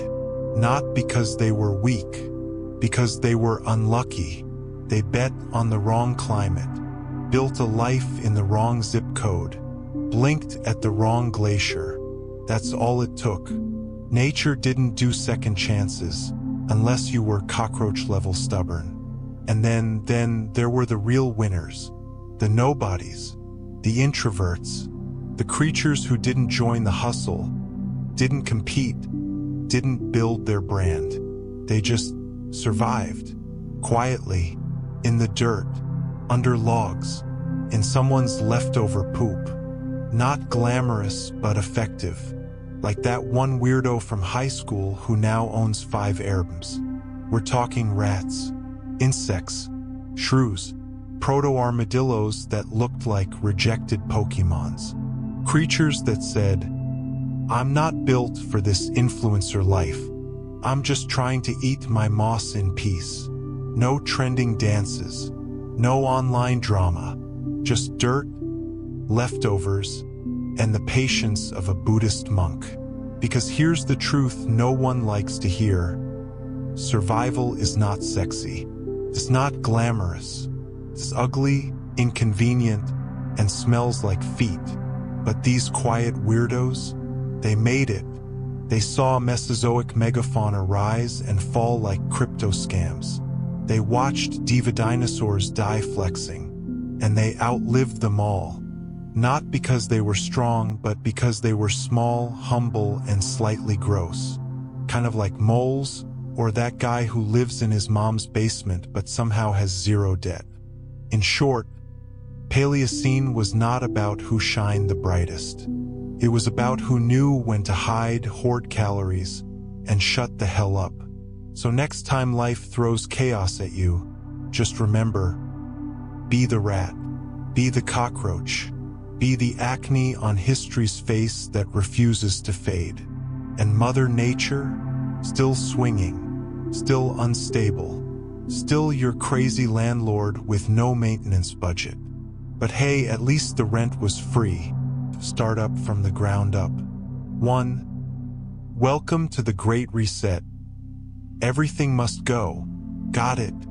Here's the full scene 1 of part 5 rewritten in English with that biting, sarcastic, modern vibe you want, about the Neogene startup ecosystem, around 600 words, packed with humor, social satire, and evolutionary knowledge. Alright, buckle up. You're not human anymore. No emails, no deadlines, no Instagram likes. You're a 4-legged creature standing smack in the middle of a sun-scorched wasteland. The lush tropical jungle? Poof, gone. Like someone hit Ctrl+A and delete on the whole green gig. Welcome to the Neogene, Earth's ultimate pivot or perish moment. The rainforest that was your comfy office turned into savanna. Savannah turned into a dusty desert with the charm of a Monday morning in a cubicle farm. Now you're staring at endless dry grass, a few sad shrubs, and a question burning hotter than the midday sun. How the hell do I survive now? Yep, this is startup life on a prehistoric scale. Everything you thought you knew about survival? Obsolete. Your old business model of hang out in the trees, eat ripe fruit. No worries, just crashed harder than your buddy's first NFT project. This is the beta version of Planet Earth, where every species has to learn to bootstrap, pivot, and scale or get deleted from the game. Think of it like this. Earth's ecosystem just got a massive reboot. The dinosaurs are history, the rainforest shrank, and the playing field got wild. It's a brutal incubator for new startups. Only the nimble, the clever, and the downright stubborn get to stick around. Animals aren't just running from predators anymore. They're running from extinction itself. Some started growing longer legs and trimming their claws like someone prepping for a marathon with a pocket calculator budget. Others realized working alone is a terrible startup strategy. So they banded together like co-working space bros to share resources and increase their survival chances. Of course, there are always a few lone wolves. Spoiler alert, they usually end up as yesterday's fossils. Welcome to the era of lean and mean evolution. Eat less, move fast, and don't get caught slacking. Every sunrise was a new pitch meeting with Mother Nature, and your survival was the only KPI that mattered. Fail to deliver and you're out, no second rounds, no venture capital bailout. Sound familiar? That's because it's exactly like modern startup culture, but without the privilege of Wi-Fi or avocado toast. Imagine trying to hustle your way out of a savanna with nothing but claws, speed, and a prayer. And just like the startup world today, you had your fair share of clueless founders. Those who jumped into the game too soon, thinking they'd disrupt the ecosystem, only to get brutally ghosted by extinction. Calling for funding, aka reproducing, before even finding your product market fit. That's a guaranteed fast track to becoming prehistoric dust. So before you share that viral TED Talk clip about 5 habits of highly effective lions, or how to be the apex predator in 30 days. Remember this, your ancestors were the original scrappy founders, grinding every day to stay alive without Google or YouTube tutorials. All they had was the blazing sun, the whispering winds, and the eternal question, where do I go from here? Spoiler alert, there was no business school, no life coach, no networking events. Just raw survival, brutal lessons, and one hell of a learning curve. 2. The Savannah hustle and the grassland drama. Alright, picture this. The cozy, leafy jungle condo started shrinking faster than your Wi-Fi signal during a Zoom call. Forests got kicked out, savannas expanded, deserts popped up like bad tattoos, and suddenly, Life wasn't just about hanging out, grabbing bananas, and chilling in the shade anymore. Welcome to the hustle phase. Animals had to adapt and fast. If you were slow, lazy, or too comfy, you got left behind. Basically the natural version of ghosting in the startup world. Imagine a sloth trying to pivot into a fitness influencer because eating leaves and sleeping 20 hours a day just wasn't trending anymore. Savannah life was brutal, like a co-working space where everyone's stealing your snacks and gossiping about your last email typo. Predators and prey started playing a twisted game of tag. But it wasn't cute playground stuff, it was a fight for survival. The gazelles learned to sprint like they were escaping from their ex's endless texts, while lions got better at stalking like they were sneaking into their boss's office to swipe the last donut. And then there was the water crisis. Forget fancy hydration apps. Animals had to be experts at saving every drop, the OG frugal fanatics. Think of hyenas as those startup founders who can't stop micromanaging their cash flow while trying to pivot, but really just end up panicking and eating leftovers.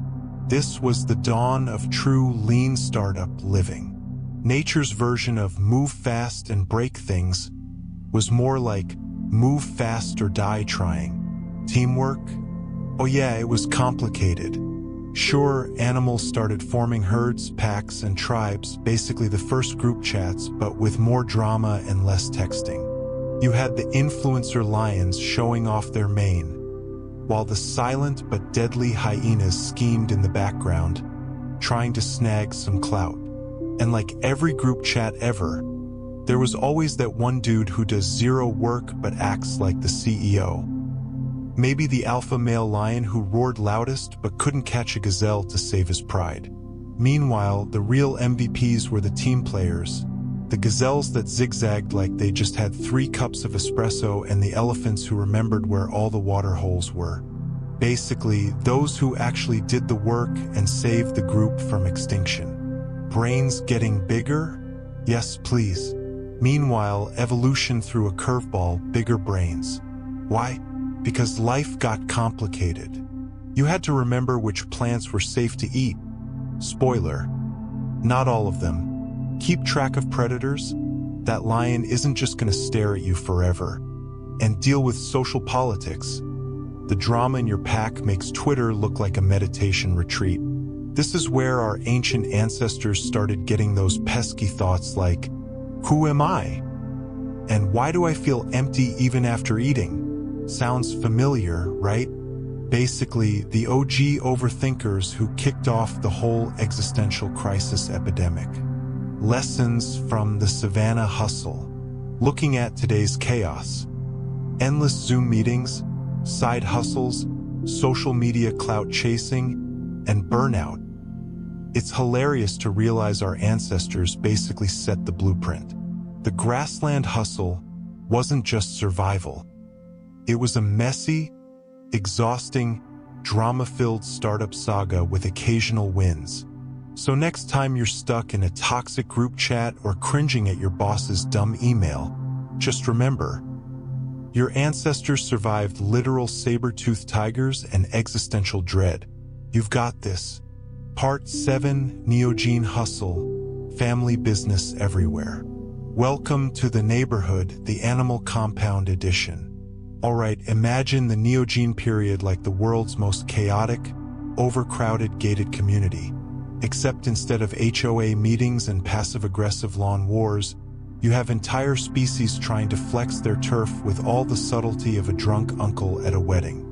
This is when the big animal families, cats, dogs, horses, started acting like real estate moguls.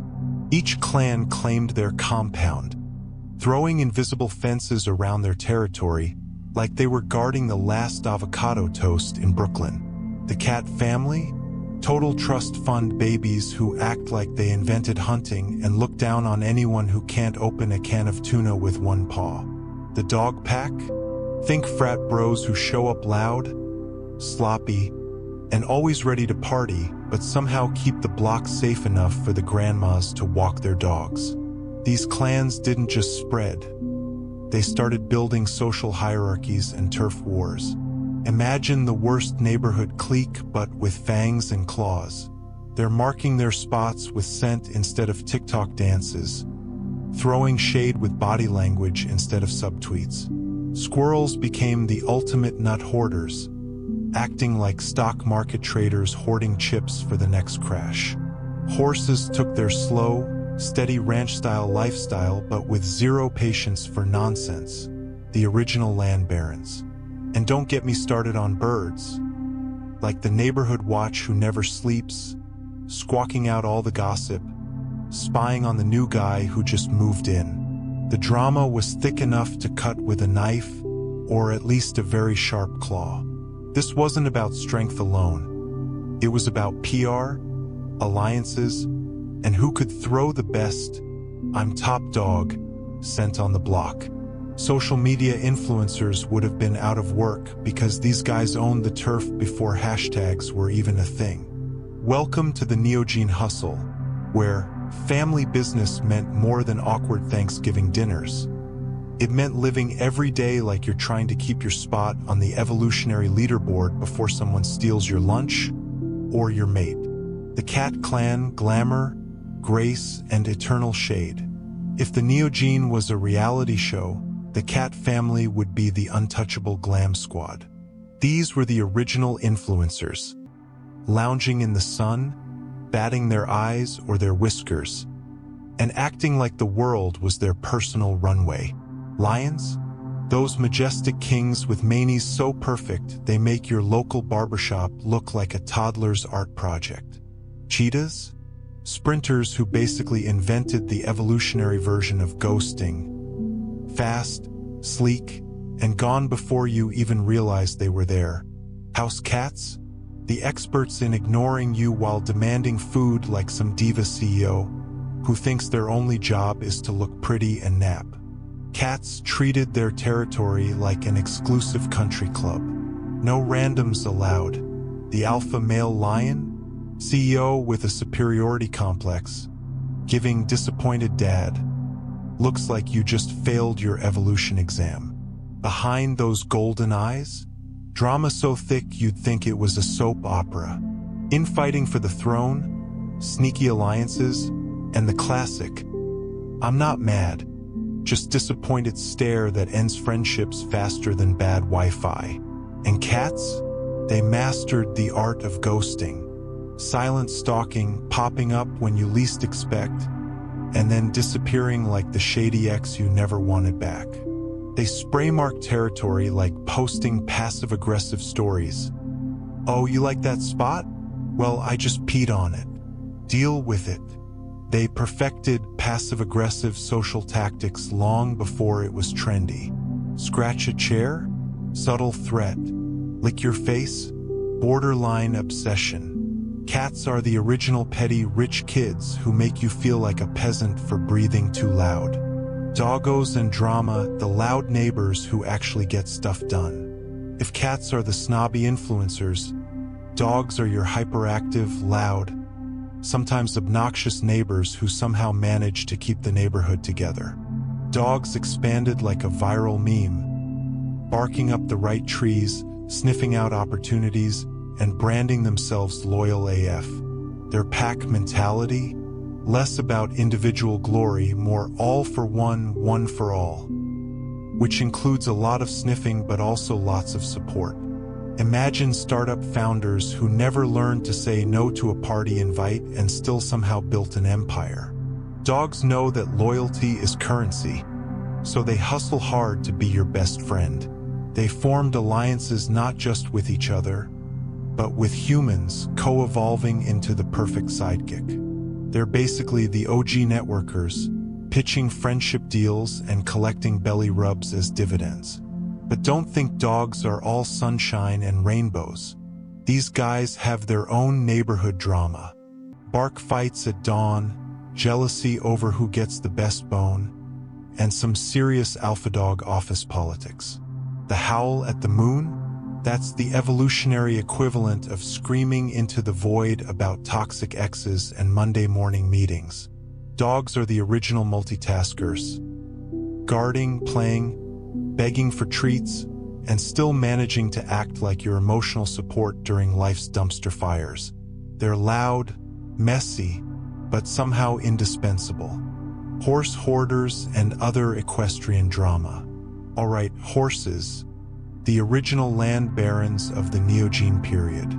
Picture them as aristocrats of the savannah, dressed in invisible tuxedos, slow rolling through the scene with the patience of a 1,000-year-old CEO who's seen every market crash but still shows up to the board meeting looking calm AF. Their herds weren't about flashy fights or dramatic Instagram rants. No, these guys played the long game. Stampedes? That was their version of a hostile takeover, loud, chaotic, and ruthless. Imagine sitting in a corporate meeting when suddenly everyone jumps up and runs out for no reason, and you're left there wondering what the hell just happened.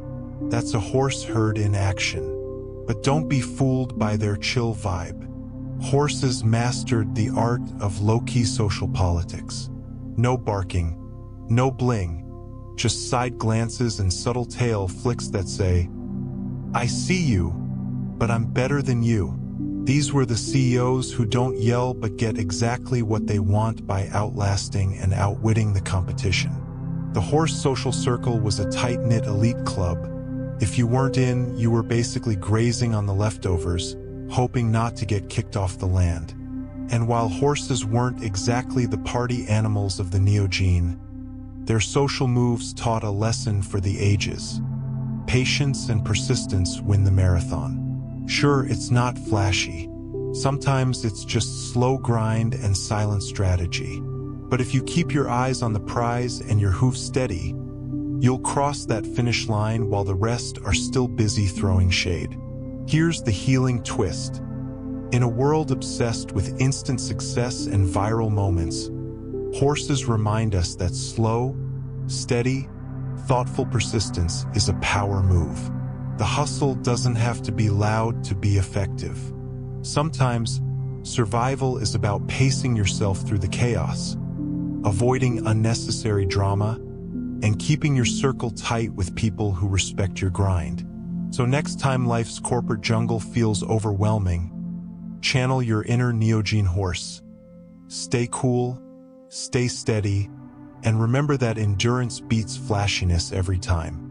The social stratification, evolution's original class system. Now, let's talk about social classes. Yeah, you thought society invented class struggles? Nah, nature was serving it hot and fresh millions of years ago. Welcome to the Neogene's original feudal drama, but instead of mansions and servants, you had fur, feathers, and fangs doing the power plays. Alphas were like CEOs with mega egos, betas were the middle management trying to keep the chaos from collapsing, and the rest? The background extras working the 9-to-5 survival grind, getting scraps while the elites lounged in the sun. Social mobility was a myth. You were born into your rank and that was it. If you were a low-ranking fox, get comfy with the leftovers and make peace with your bushy tail. Competition wasn't just about who lived or died. It was about prestige, claiming the juiciest territory, snagging the best mates, and flexing dominance like it was a new sneaker drop. If you slipped, got weak, or looked vulnerable, nature had zero chill. You either adapted, fought, or got eaten. No participation trophies here. And the commoners? They hustled hard, trying to sneak into better packs or finding clever hacks to survive. But survival was brutal and drama-filled, like an endless reality show without commercial breaks. But here's the silver lining. This ruthless system forced innovation, creativity, and alliances.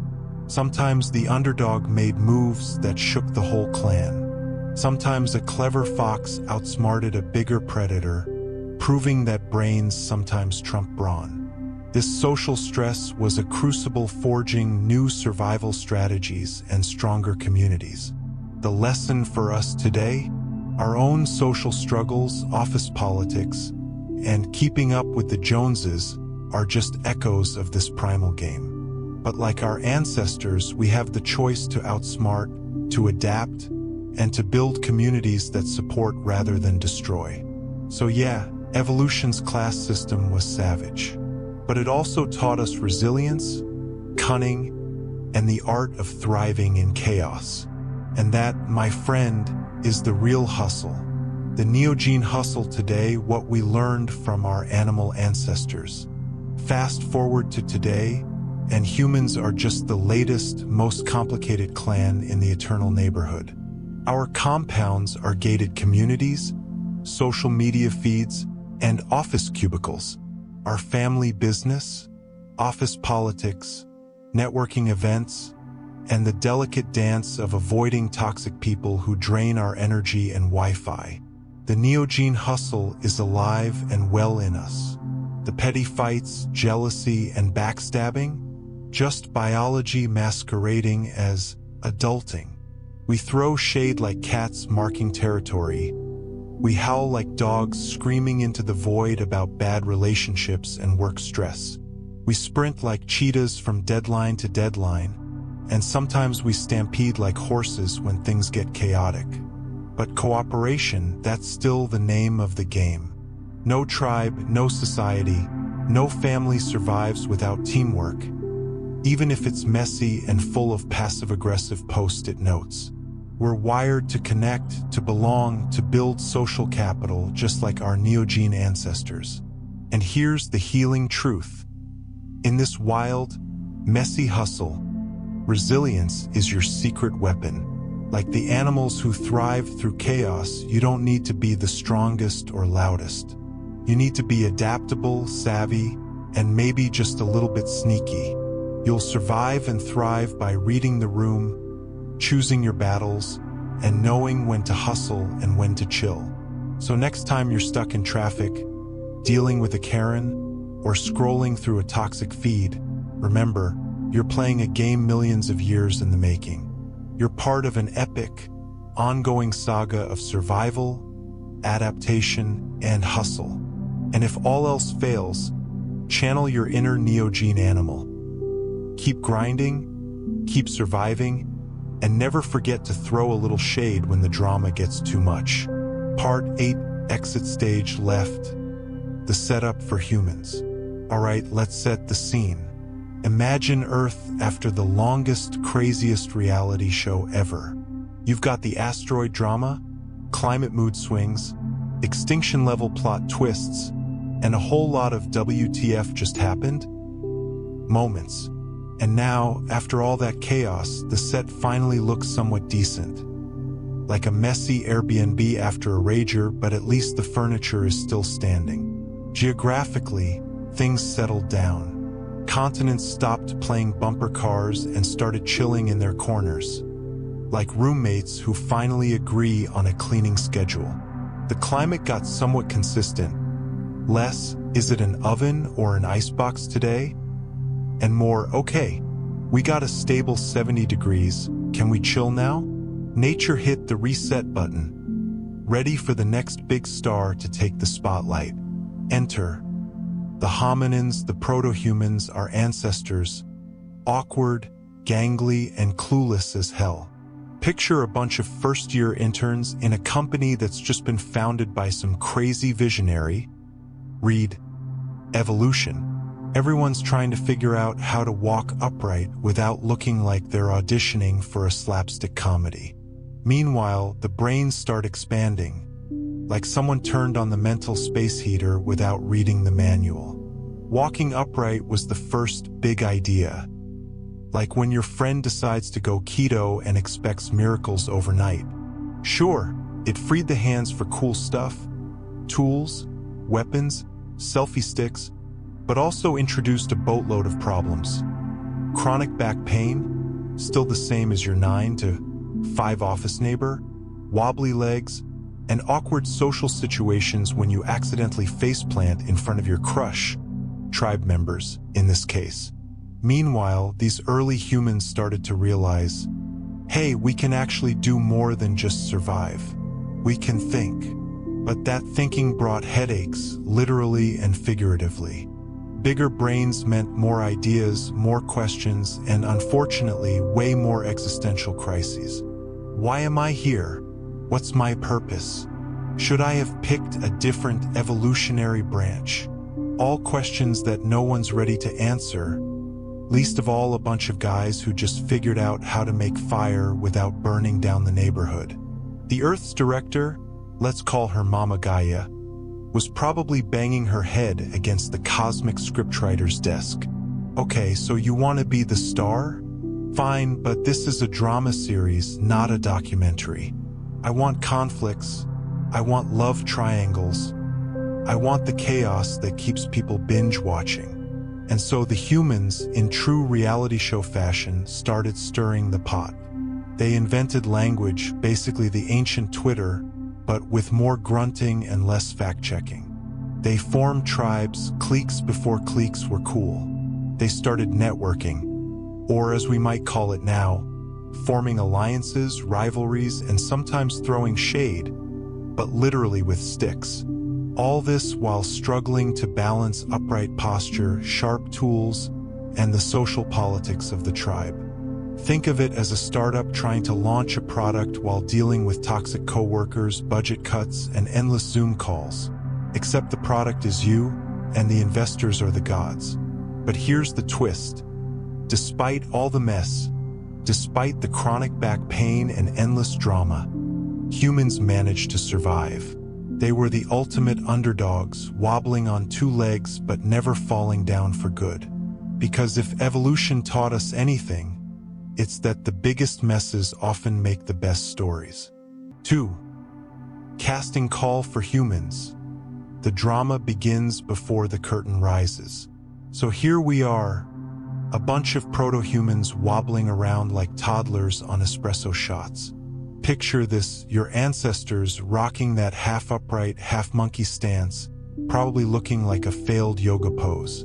Hands-free, yeah, finally, but mostly used to scratch weird itches or pick their noses when no one's looking. Now, this newfound freedom to use hands wasn't all fireworks and high fives. Nah, it came with its own set of messes. Like suddenly you're juggling fire without an instruction manual. You want to make a spear? Cool, but better hope you don't lose a finger in the process. Imagine a bunch of cavemen holding sharp sticks, trying to look like badasses but mostly stabbing themselves or their buddies. Office accident insurance, prehistoric edition. And here's the kicker, the brain started growing like a weed on steroids. More brain equals more thinking equals more problems. Our ancestors began asking the hard questions. Why the hell am I standing like this? Why does walking make my butt hurt? And seriously, why am I so obsessed with shiny rocks? Spoiler, that last one never changed. Meanwhile, social life kicked into overdrive. Suddenly, you can't just grunt and call it a day. You gotta cooperate, share food, maybe even invent gossip. The original, did you hear what Bob did last night? These early hominins became experts in passive-aggressive glances and silent judging, the original Facebook comment sections without the block button. Tribes formed faster than you can say drama. Alliances were made, friendships forged, but also rivalries brewed. Think of it like an office Christmas party, but without HR and 100% more chance of getting clubbed over the head. Loyalty was currency, but so was backstabbing. Survival wasn't just about hunting mammoths. It was about dodging the backstabber who wanted your berries. And then there was the multitasking madness. Ever tried to walk upright, carry a baby, keep an eye on predators, and plot your next move all at the same time? Yeah, neither had they, but they gave it a shot. Our ancestors were basically the original overworked millennials. Stressed, sleep-deprived, and still pretending to have their life together. Now let's talk about tools. Not just any tools, the first DIY project of mankind. No YouTube tutorials, no influencer endorsements, just trial, error, and a lot of swearing. They chipped stones, banged rocks, and figured out how to make sharp edges without getting tetanus. Every chipped rock was like a startup's MVP, minimum viable projectile. And just like every startup, these early toolmakers had their fair share of drama. Hey, I made this spear. You better not copy it. Intellectual property. Nah, it was more like, if I catch you stealing my spear, you're dinner for the saber-tooth. But here's the cruel joke evolution played on them. Bigger brains meant more thinking, but less time for chill. They started overthinking everything, from should I share my kill? To why does the sky look blue again? Welcome to the birth of anxiety, folks. So while the Earth stage was set for the human show, the first acts were messy, awkward, and full of blunders. But guess what? That's where the magic started. Because in all the chaos, the stubby spears, the bad posture, the social stress, humanity found its spark. 3. The walking disaster, how upright posture became a social liability. Alright, let's talk about the moment when our ancestors decided, hey, standing up on two legs sounds fun. Spoiler alert, it wasn't. Imagine waking up one day, stretching, and realizing your back hurts like you tried to carry a backpack full of regrets. Because yeah, walking upright didn't come with a user manual. Instead, it was a clumsy, wobbly, painful process. Like your first day at the gym after 3 years of couch potatoing. You see, evolution gave them 2 legs, but forgot to throw in the how not to feel like an old man handbook. Back pain? Oh, you bet. Blisters on feet? Definitely. Muscles screaming WTF? All day? Check. They were basically the original sufferers of adulting before adulthood was even a thing. But standing tall had its perks. Free hands meant they could finally text each other, wait, no phones yet. Instead, it meant better tool-making, carrying food, and yes, looking way cooler than those hunched-over apes still busy climbing trees like they were trying out for a jungle gym Olympics. Still, upright walking was like an awkward first dance at prom. 1 step forward, 2 steps back, and lots of embarrassing falls. Imagine a tribe member trying to impress the cave queen but tripping over his own feet and face-planting into a pile of berries. Not the swagger moment he hoped for. Speaking of swags, this is when our ancestors developed that "I'm too cool for trees" attitude. They strutted around the savannah like they owned the place, even though half the time they looked like toddlers learning to walk in oversized shoes. Talk about fake it till you make it. Meanwhile, their bodies were busy paying the price. The spine, designed for 4 legs, got twisted into awkward S-shapes, leading to back problems that would make your chiropractor rich. Knees weren't fans of this new standing routine either, probably throwing silent tantrums every time someone stood up after centuries of chillin' on all fours. And then there's the issue of fashion. No more cozy fur blankets. Standing upright meant losing most of that luscious body hair. Suddenly, our ancestors had to figure out what to wear. Spoiler, it wasn't animal print couture or designer loincloths, but probably some awkward attempts at covering bits with leaves or whatever they could find without Google. Imagine the group chat. Caveman 1, hey, did you see Joe's new leaf skirt? Total disaster. Caveman 2, yeah, dude's got knock hoy and fashion fail all in one. Caveman 3, at least he's not the guy who tried to glue moss on his head again. Walking upright also meant more exposure to the sun and bugs. No fur to shield them anymore, so sunscreen? Nope. Mosquito repellent? Nope. Welcome to the world of sunburns, insect bites, and fashion struggles. Basically the original first world problems. But here's the kicker. Despite all the aches, bruises, and social faux pas, this awkward upright dance was the biggest flex evolution threw down. It set the stage for bigger brains, complex tools, and social media. Well, maybe not social media, but you get the idea. So next time you complain about your posture or trip over your own feet, just remember, you're channeling your inner prehistoric ancestor trying to nail the world's most uncomfortable walk. And hey, if they survived all that pain and embarrassment, so can you. For tools, tricks, and the first side hustles. Alright, picture this. After struggling for who knows how long just standing upright without face planting, our ancestors finally figured out something crucial. Hands aren't just for scratching your butt or swiping on a phone. Nope, they're for making tools. Like actual tools. The very first versions of what you'd now call DIY. A rock with a jagged edge, a stick that's more weapon than walking cane, or just a big OL chunk of whatever was lying around. Imagine a bunch of Homo habilis huddled around a fire, each fighting for the sharpest rock like it's the last avocado toast at a hipster cafe. Whoever had the sharpest tool was basically the CEO of the tribe. The rest? They were stuck in the intern position, watching from the sidelines and hoping not to get eaten. But it didn't stop there.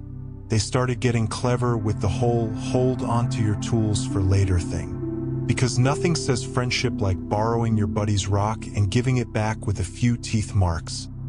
Basically the prehistoric version of networking, but way clumsier and with more grunting. And don't think these guys were just smashing rocks like a drunken toddler. No, sir. This was the dawn of multitasking. Imagine them hunting, gathering, gossiping, and side-eyeing their rivals all at once. A level of chaos that would make your average office drama look like a meditation retreat. Speaking of drama, our ancestors were already masters of playing the game. Hiding tools so your mates don't get ahead. Pretending you're clueless to mess with your competition. Basically, fake it till you make it. But circa 2 million years ago, they might not have had LinkedIn, but trust me, they had fake it down. Sharing was part of the deal too, but in a very selective way. Your bestie got half the mammoth. The annoying dude who talks too much, he got to lick the rocks. Sound familiar? Yeah, sounds like your last company's bonus policy.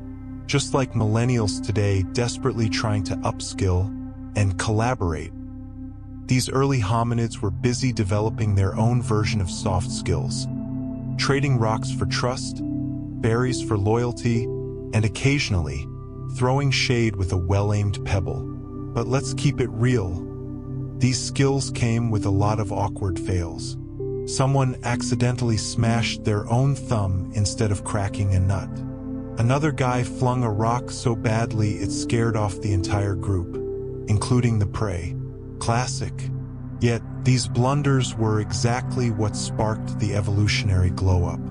Because knowing how to mess up, learn, and work together paved the way for the world we live in today.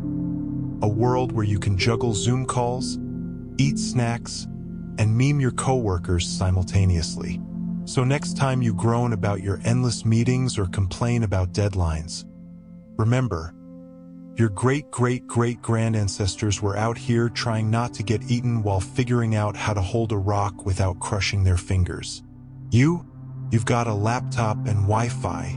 Stop whining. 5. The Great Savannah Startup. When nature called for a pivot. Alright, buckle up. The Earth decided to switch things up. The dense rainforest started shrinking like your motivation on a Monday morning. And suddenly, savannas and grasslands spread like wildfire on Instagram stories. Animals had to adapt or become extinct. No pressure, right? This was basically the ultimate startup pivot for Mother Nature. Think of it as shifting from selling artisanal kombucha in a tiny cafe to running a mega chain of drive-thrus in the desert. The rules changed, and survival meant you had to run faster, save water like a broke college student, and figure out how to play nice in the sandbox or get bulldozed. Enter the new cast of characters. Predators and prey-forming business families like the big shot cat clans, doggy crews, and even the horsey squads. They set up territories like gated communities, complete with HOA drama but minus the pool parties. Animals started specializing, each carving out their niche, some hustling as solo entrepreneurs, others forming collabs like startup incubators. Picture a cheetah with a fast delivery service, while the hyenas ran a 24/7 prank call center, aka the laugh track of the savannah. Competition was brutal, but so was the networking. You didn't survive without knowing who to follow, whether that was literally or figuratively. But here's the kicker. These animal founders were as clueless about scaling as your typical first-time entrepreneur trying to raise seed funding after binge-watching a TED Talk. They rushed to stake claims, launch products, aka hunts, and expand their empires, often before they even knew what they were selling. Sound familiar? That's the OG hustle. Hype before substance. They'd roar louder, show off bigger claws, and bluff their way through. Meanwhile, everyone else just wanted to survive the next drought or avoid the burnout of running from predators. Meanwhile, self-help gurus of the animal kingdom emerged. Those old owls perched on branches, whispering the equivalent of 7 habits of highly effective apes. But the rest were still stuck in the wing it and hope for the best phase. Spoiler, it didn't always work out. There were also the animals who took lean startup too seriously, barely eating, barely moving, waiting for some miracle pivot that never came. You know, the kind of hustler who spends more time posting motivational quotes than actually hustling. Classic. Yet through all this chaotic entrepreneurial spirit, full of failed launches, missed deadlines like "Did I survive winter?" and ruthless boardroom-style fights, aka territorial disputes, something magical happened. The ecosystem grew more complex, more interconnected, and yes, more dramatic. And what does this mean for you? If your startup's crashing, your team's toxic, or you're drowning in burnout emails, just remember, you're part of a 20-million-year-old tradition. The original hustle was messier, bloodier, and way less glamorous than your latest Zoom call. So next time you feel like throwing your laptop out the window or ghosting your boss, channel your inner Neogene animal. Adapt, pivot, and hustle hard, even if it means sometimes looking like a total hot mess. Because survival is the ultimate startup success story. 6. Exit stage left. The setup for humans. Alright, welcome to the final act before humanity crashes the party. Picture this. Earth's been rehearsing for millions of years, tweaking the lighting, setting the stage, making sure the props don't fall apart. The savannah's the set, the climate's mostly cooperating, and the primates? Oh, they're practicing their lines, nervously rehearsing walking on 2 legs without tripping over their own feet. This is the moment when evolution decides, okay, time to bring in the star of the show, the human. But wait, hold up. The director, Mother Earth, knows that casting this lead is risky business. Humans? They're like that unpredictable actor who shows up late, forgets their lines, and somehow manages to burn the whole set down, but still gets the role because, well, ratings. The stage is set. Brains are getting bigger, hands more dexterous, and social skills finally catching up with the drama queens of the animal kingdom. Walking upright means more freedom to carry stuff like snacks or, in modern terms, your phone and existential dread. Let's talk brains. Our ancestors went from meh, survive another day, to wait, what if we plan, collaborate, and invent fire? Suddenly, survival wasn't just about running fast or biting hard. It was about outsmarting the neighbors, forming alliances, and sometimes stealing their stuff. Yes, the original networking. Sound familiar? That's the origin story of all modern human nonsense. Office politics, social media feuds, group projects where one guy does all the work, and endless existential crises. Our brains might have grown, but so did our capacity to overthink everything from "what's my purpose?" to "why does my boss send emails at 11 p.m.? Meanwhile, the environment? Oh, it's still that volatile diva. Climate mood swings are in full effect. Hot one day, freezing the next. Like a Tinder date who can't decide if they want to text back or ghost you forever. But humans? They're tough cookies. They learn to adapt, build shelters, invent clothes. Finally, no more choosing between freeze to death or get sunburned. And start telling stories around the fire about how weird life is. Here's the kicker. The same folks who figured out how to make tools and start fires also unknowingly laid the groundwork for all our current mess. Because with great brain power comes great responsibility, or, in our case, great procrastination, great drama, and great memes. So next time you complain about your Wi-Fi going down or your group chat drama, just remember, you're the product of millions of years of trial, error, and chaos. The stage is yours now, the spotlight's on, and yeah, maybe you sometimes forget your lines or spill coffee on the script. But hey, that's life. Evolution's messy, humanity's messier, and somehow we're still here, still hustling, and still making history. Exit stage left, more like enter stage right, with style, sass, and a whole lot of coffee. What we learn from the losers, the real MVPs of evolution. All right, buckle up. We're about to wrap up a roller coaster ride that started 65 million years ago, when dinosaurs got the ultimate eviction notice, and ended with some unexpected winners taking the crown. Spoiler alert, it wasn't the loudest, flashiest creatures that snagged the spotlight. Nah, it was the quiet, the weird, and the downright stubborn little losers who refused to quit. So what's the takeaway from this epic saga? What wisdom does Mother Earth serve us with a side of salty truth? Let's dive in. You don't need to be the strongest, just the most adaptable. Remember those gigantic beasts, the T-Rex, the Triceratops, and their prehistoric crew? They ruled the world like the rock stars they were. But then bam! A cosmic party crasher, yeah, that asteroid, flipped the script.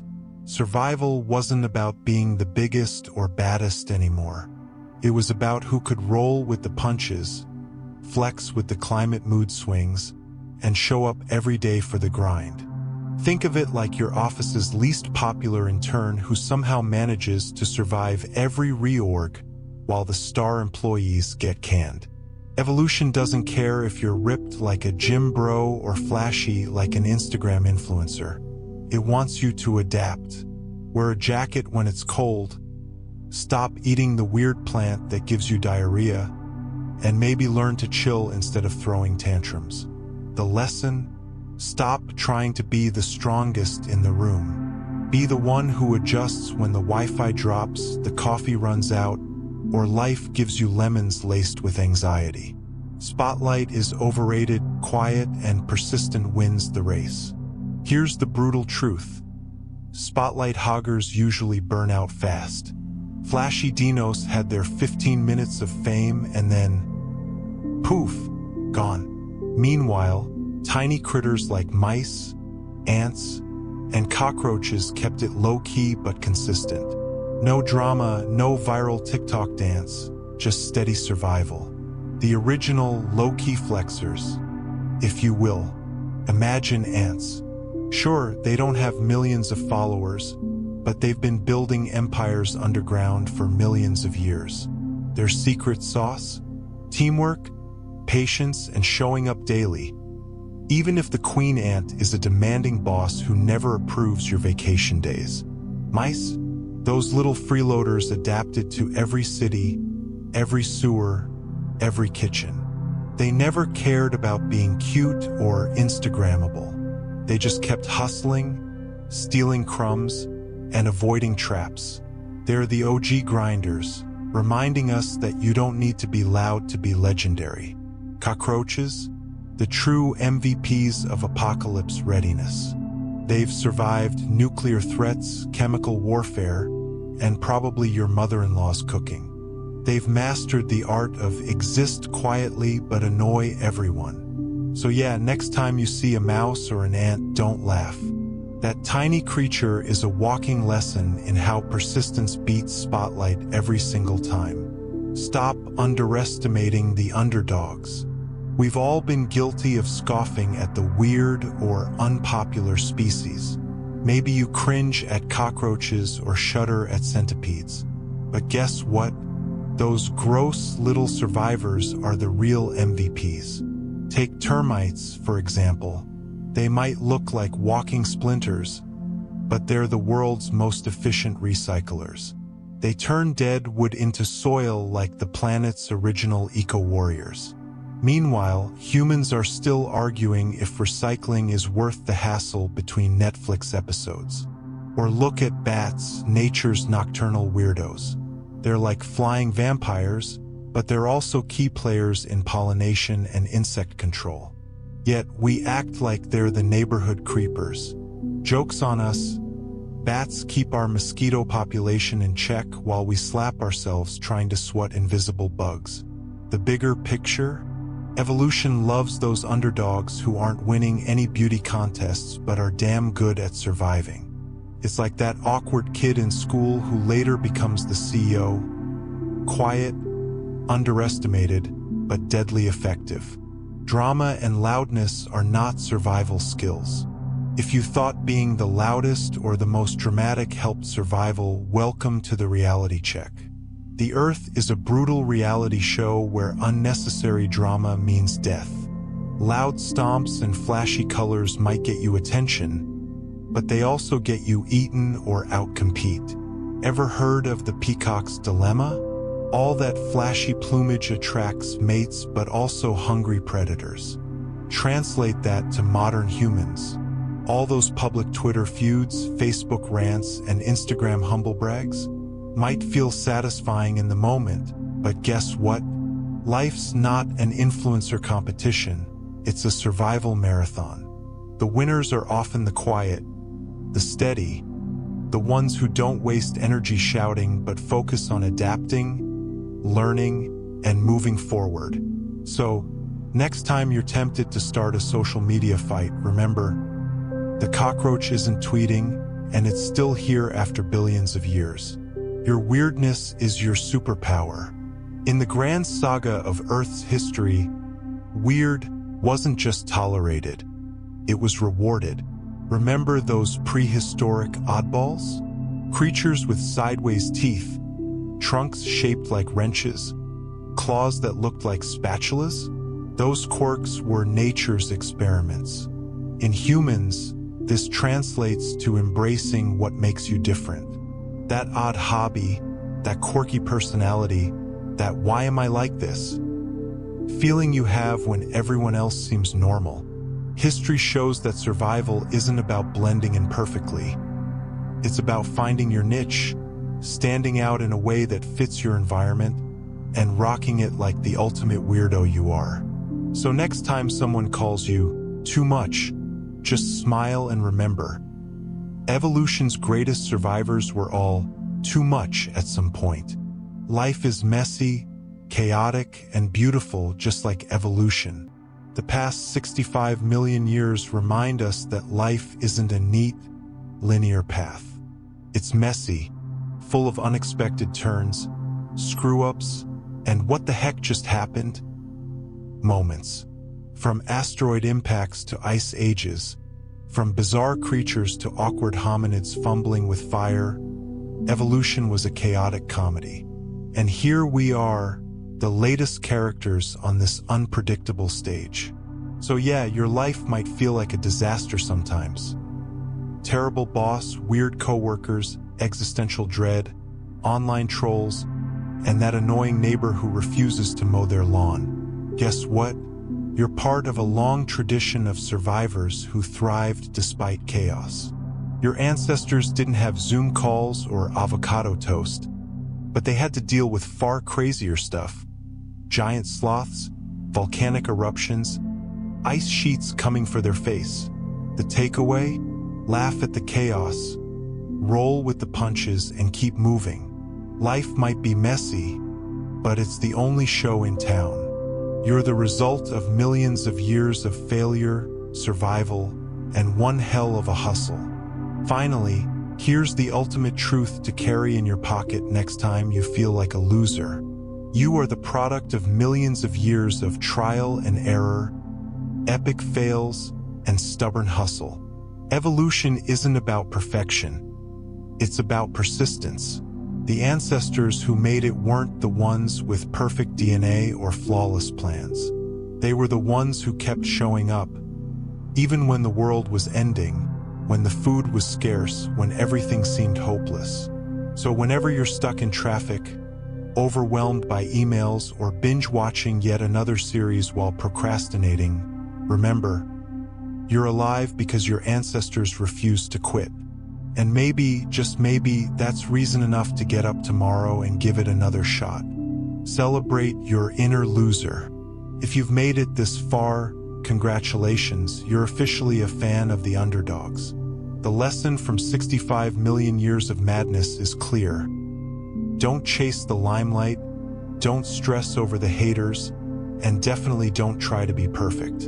Instead, be like the tiny critters who survived the apocalypse. Quiet, persistent, weird, and stubborn. Celebrate your quirks. Laugh at your failures.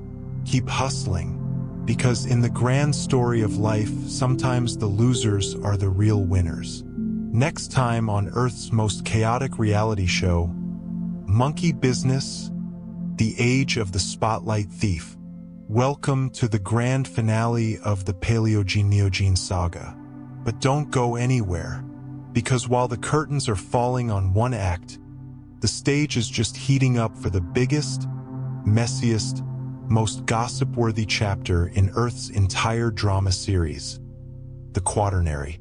And guess what? You're in it. Yes, you, with your overthinking brain, your tax documents, your anxiety over whether someone liked your post or just saw it and moved on. The age of mammals building family businesses is over.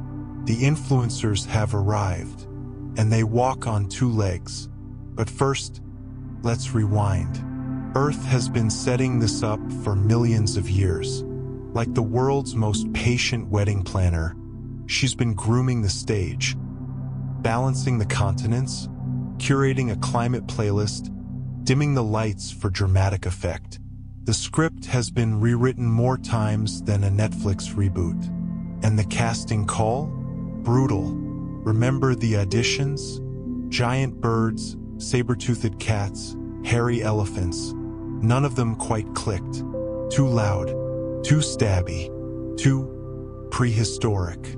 Then one day, in the shadowy backstage of Africa, something peculiar strutted in. Small, hairy, nervous, but with a brain 2 sizes too big and a mouth that wouldn't shut up.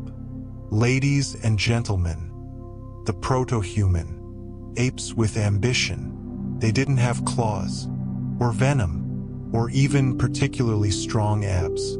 But what they did have, gossip, curiosity, and the gall to look up at the sky and ask, what if we poked that?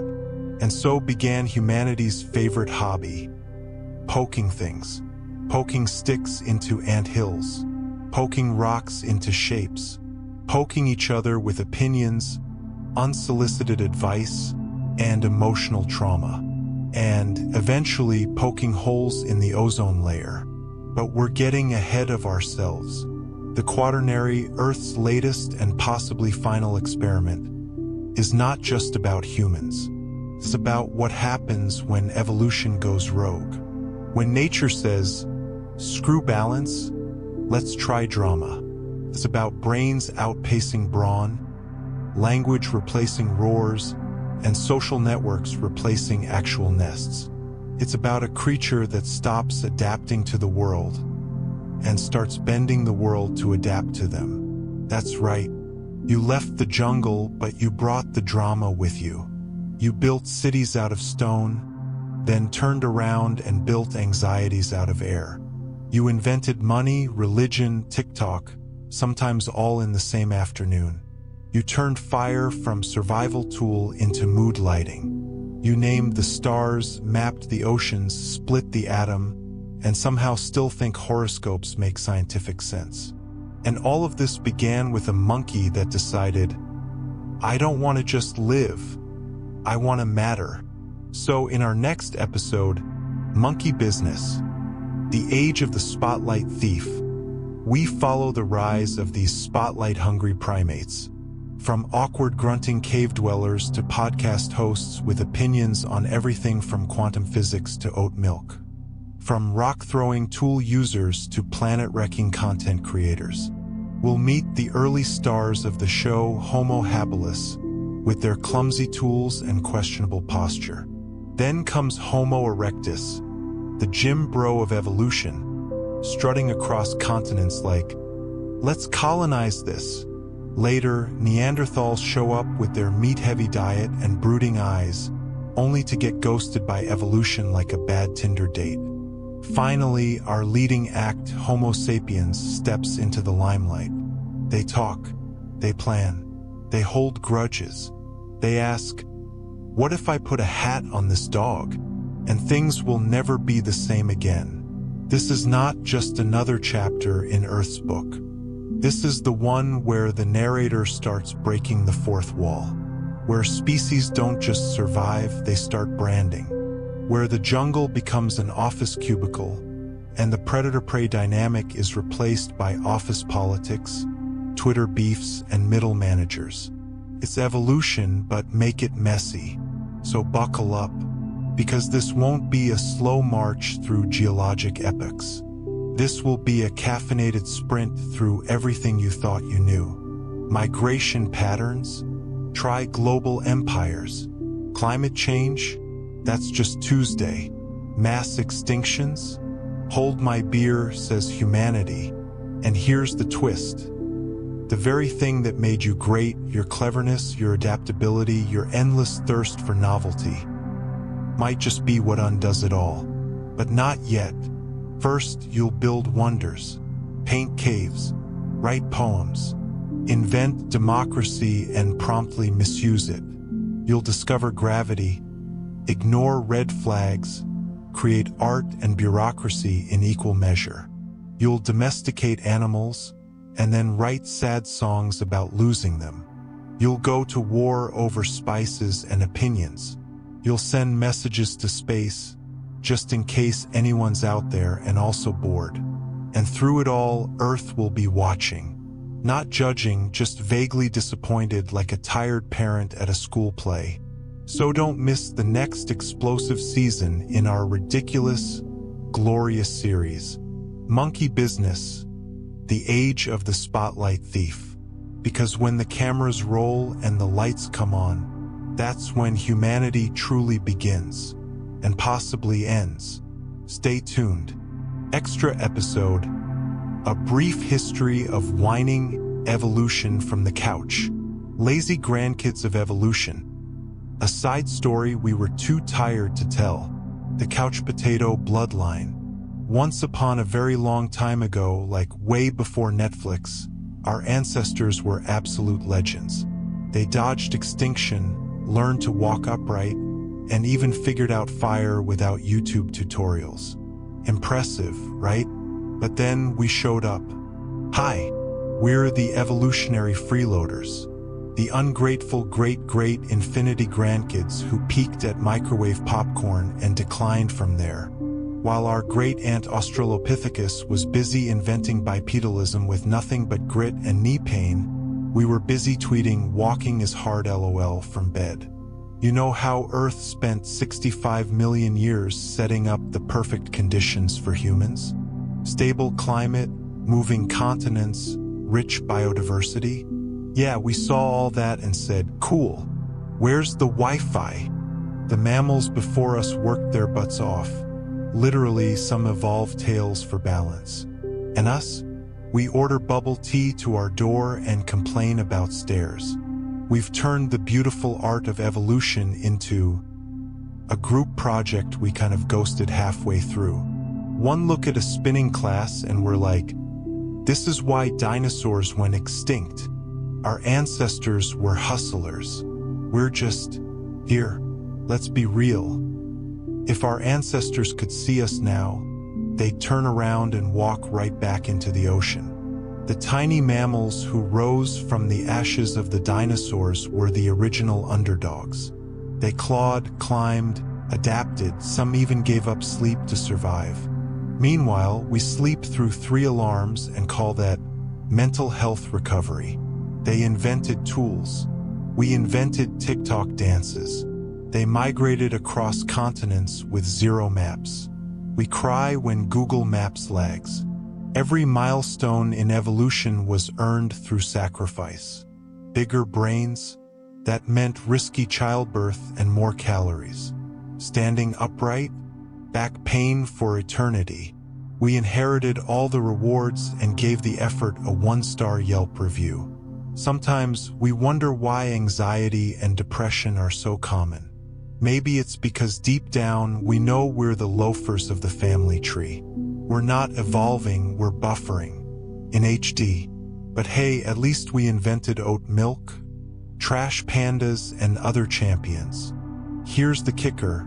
While we act like apex predators, the real survivors, the MVPs of evolution, are still the ones nobody talks about at parties. Rats, ants, cockroaches, trash pandas. These guys didn't need smartphones or skincare routines. They just minded their business, ate scraps, and built empires beneath our floorboards. While we argue online about whether pineapple belongs on pizza, they quietly own the world's supply chains. And the worst part? We mock them. We post memes about EW, rats, without realizing they've been thriving since the asteroid hit. The irony? They'll outlive us all. Your 17-step skincare routine won't save you in a nuclear winter. But a cockroach? That dude's already packing for it. What we call pests, nature calls resilient kings. Meanwhile, we're out here spiraling because our latte had oat milk instead of almond. Honestly, if evolution is a test, the quiet ones aced it while we were busy drawing on the desks. Evolution didn't ask for our opinions. If evolution had a group chat, we'd be the ones constantly asking dumb questions. Wait, do I have to sweat? Why is sleep, like, required? Can't I just manifest abs? Our ancestors didn't have time for that. They had to outrun saber-toothed cats and survive ice ages with nothing but fur and rage. We panic if our iPhone drops below 20%. They didn't care about follower counts. They cared about not dying. Yet somehow we walk around like we're the grand finale of life on Earth. As if all the fungi, bacteria, and ancient mammals looked into the future and thought, yes, this is who we fought for. Chad, who thinks deodorant is optional and eats cold pizza for breakfast. Spoiler, evolution doesn't owe us anything. It never said we were the main characters. The show goes on with or without us, and we're the only species arrogant enough to film it in vertical format. Earth gave you a stage. You turned it into reality TV. After billions of years of tectonic shifts, volcanic art projects, and celestial near misses, Earth finally set the stage. Warm weather, fresh oxygen, protein-rich snacks. It was basically an Airbnb for the next big species. Then came us, humanity. The surprise plot twist no one ordered. We walked in like we owned the place. Within minutes, we started redecorating, read deforestation, throwing parties, read fossil fuels, and complaining about the noise, read birdsong. We turned Earth's grand theater into an open mic night for conspiracy theories. And what did we do with the spotlight? We made influencer a career path. We were handed the tools of fire, language, abstract thought, and used them to make prank videos and spread misinformation about vaccines. Even the squirrels are judging us. So the next time you wonder, why are we here?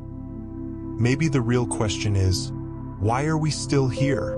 Earth has been pretty patient, but even patience has limits. A final word from the ghosts of evolution. If you listen closely on a quiet night, you might hear them, the ghosts of ancient species past. No, not in a spooky way. More like annoyed ancestors peeking in from the afterlife like, really? This is what you did with opposable thumbs. They gave us fire. We gave them vape pens. They gave us survival instincts. We used them to hoard toilet paper during a pandemic. They gave us language, and now we argue online over whether water is wet. But it's not too late. The world doesn't need you to be a hero. It just needs you to show up, to adapt, to be a little more cockroach, a little less diva. Keep your head down, do your part, recycle your stupid plastic. Because the truth is, survival isn't about glory. It's about grit. It's not the loudest who last longest. It's the ones who don't quit. So yes, we're lazy. We're spoiled. But maybe we can still be the punchline that gets it right in the end. Just put down the vape first. Moral of the story.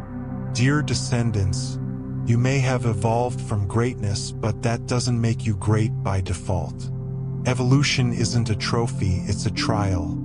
Every generation has to earn their place.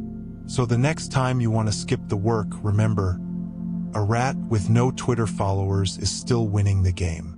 And if you can't be useful, at least don't be loud about it. Sincerely, your severely disappointed evolutionary ancestors.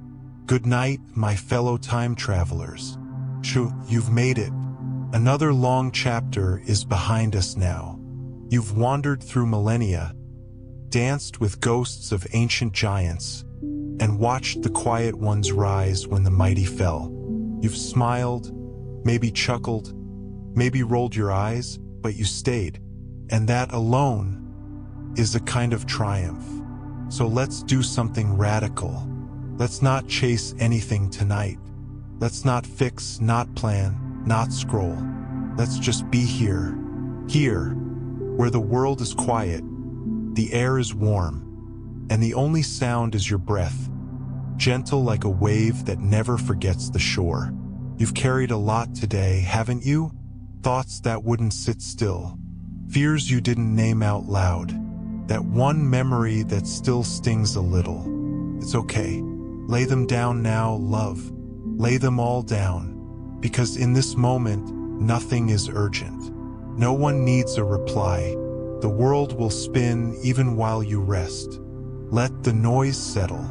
Close your eyes if you haven't already. Feel your jaw unclench, your shoulders lower, your fingers stop scrolling. You are safe here. The future can wait. The past can stay where it is.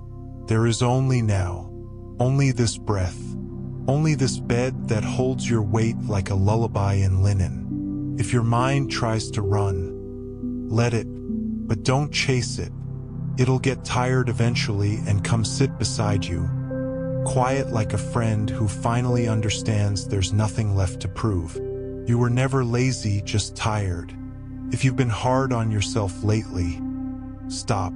You weren't weak, you were healing. You weren't procrastinating, you were surviving. You weren't falling behind, you were simply learning what truly matters. No one taught us how to rest. They only taught us how to hustle. But rest is not the opposite of success. It is the soil where your roots grow deeper. So tonight, let yourself soften. You don't have to earn peace. You already deserve it. A letter from the universe. Dear soft-hearted human, I see you. I see how you carry others when no one carries you. I see how you smile when your chest is heavy. I see how you keep showing up, even when the applause has stopped. You are not invisible. You are not a burden. You are not too late. You are becoming, in silence, in stillness, in sleep, and maybe that's the most sacred work of all. Your survival is enough. Not every day has to be productive. Not every hour needs a goal. Your body knows how to repair itself. Your spirit knows how to return home. So let it.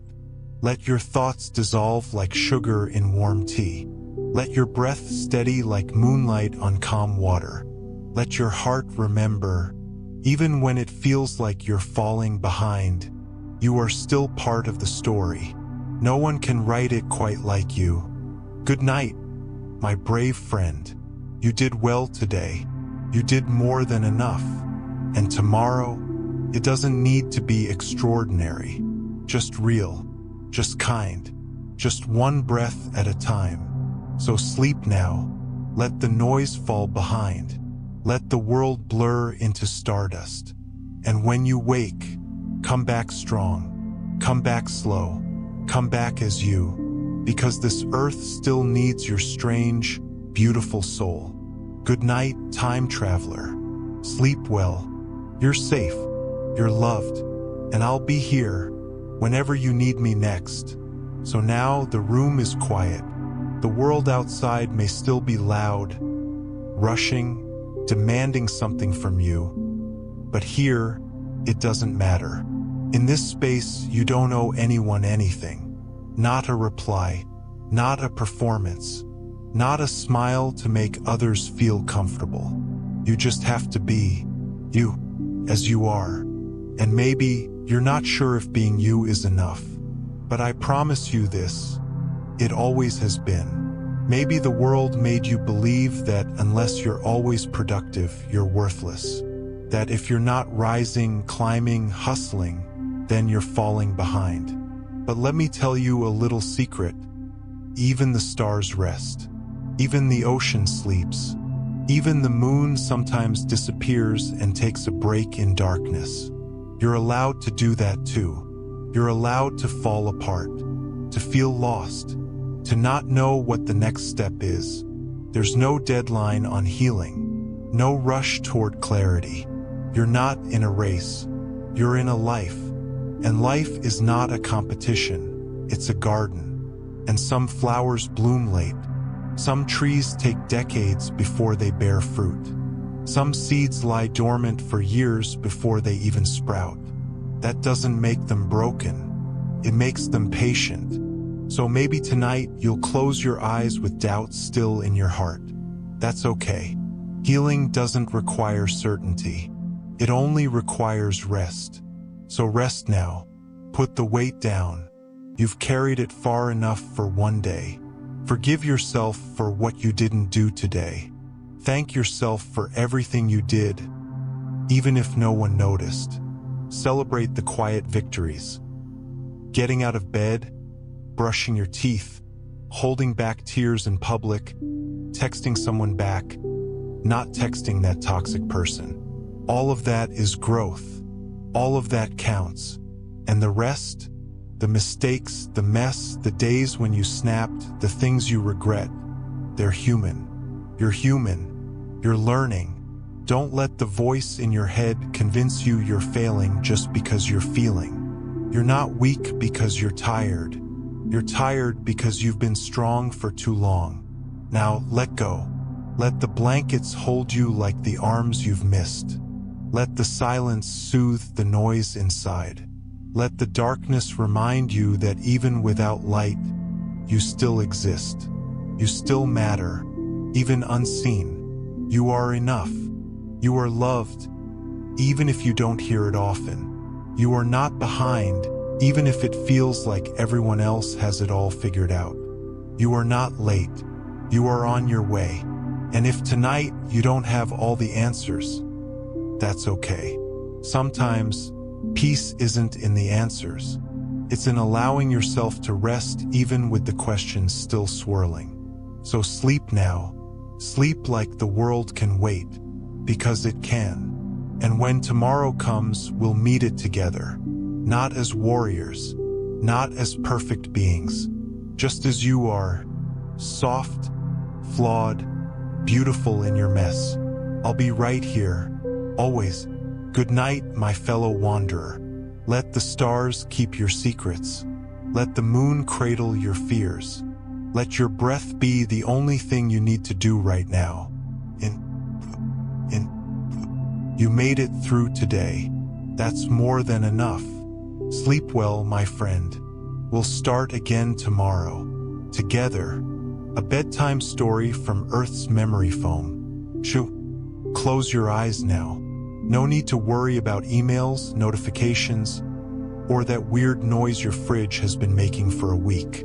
Tonight, we're floating gently, not in a spaceship, but in time.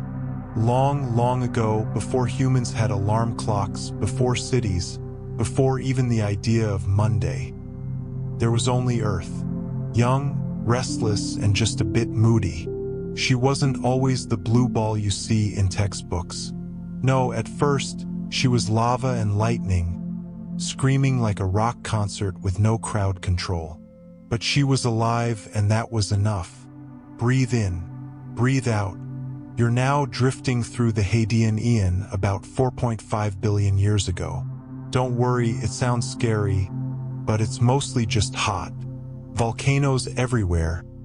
Oceans still forming like soup someone forgot on the stove. No life yet, just possibility. Drift a little further. Now you're in the Archean. Life is whispering in puddles. Tiny cells, no mouths, no eyes, just doing their thing, bubbling and dividing like introverts at a very long office retreat. The planet is calmer now, wrapped in early clouds and soft rain. Still no trees, no birdsong, just silence and steam. Snuggle deeper.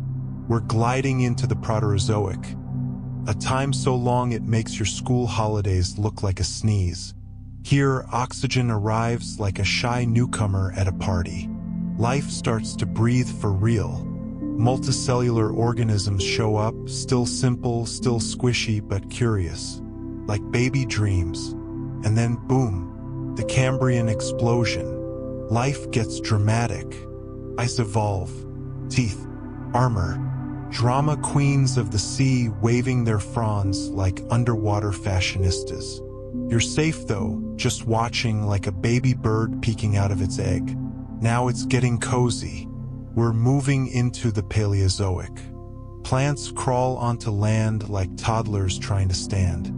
Fish grow legs and think, hey, let's check out what's up there. Amphibians waddle onto beaches, proud and wheezing like someone doing cardio for the first time in years. Forests bloom, insects grow wings. Everything is busy, messy, alive. But not all dreams are gentle. The Permian extinction comes like a thunderclap. Most species vanish. But don't worry, this is Earth's lullaby. She's done this before. She always makes something new. In the dark hush that follows, the Mesozoic rises. Dinosaurs enter like rock stars. Big, loud, and with surprisingly tiny arms. They rule for millions of years. But even the biggest dreamers must sleep. A rock falls from the sky. The lights go out. And that's when your ancestors, the tiny, furry underdogs, wake up. You're floating now into the Paleogene. Mammals stretch, blink, and sniff the world like it's a new blanket. Some climb trees, some dive into rivers, some try walking like giants even though they still squeak when they sneeze. The earth is warm, the skies are calmer. Birds sing lullabies inherited from ancient dinosaurs. Flowers bloom in gentle confusion, as if asking, is it safe now? Yes, dear one, it is. You drift through the Neogene.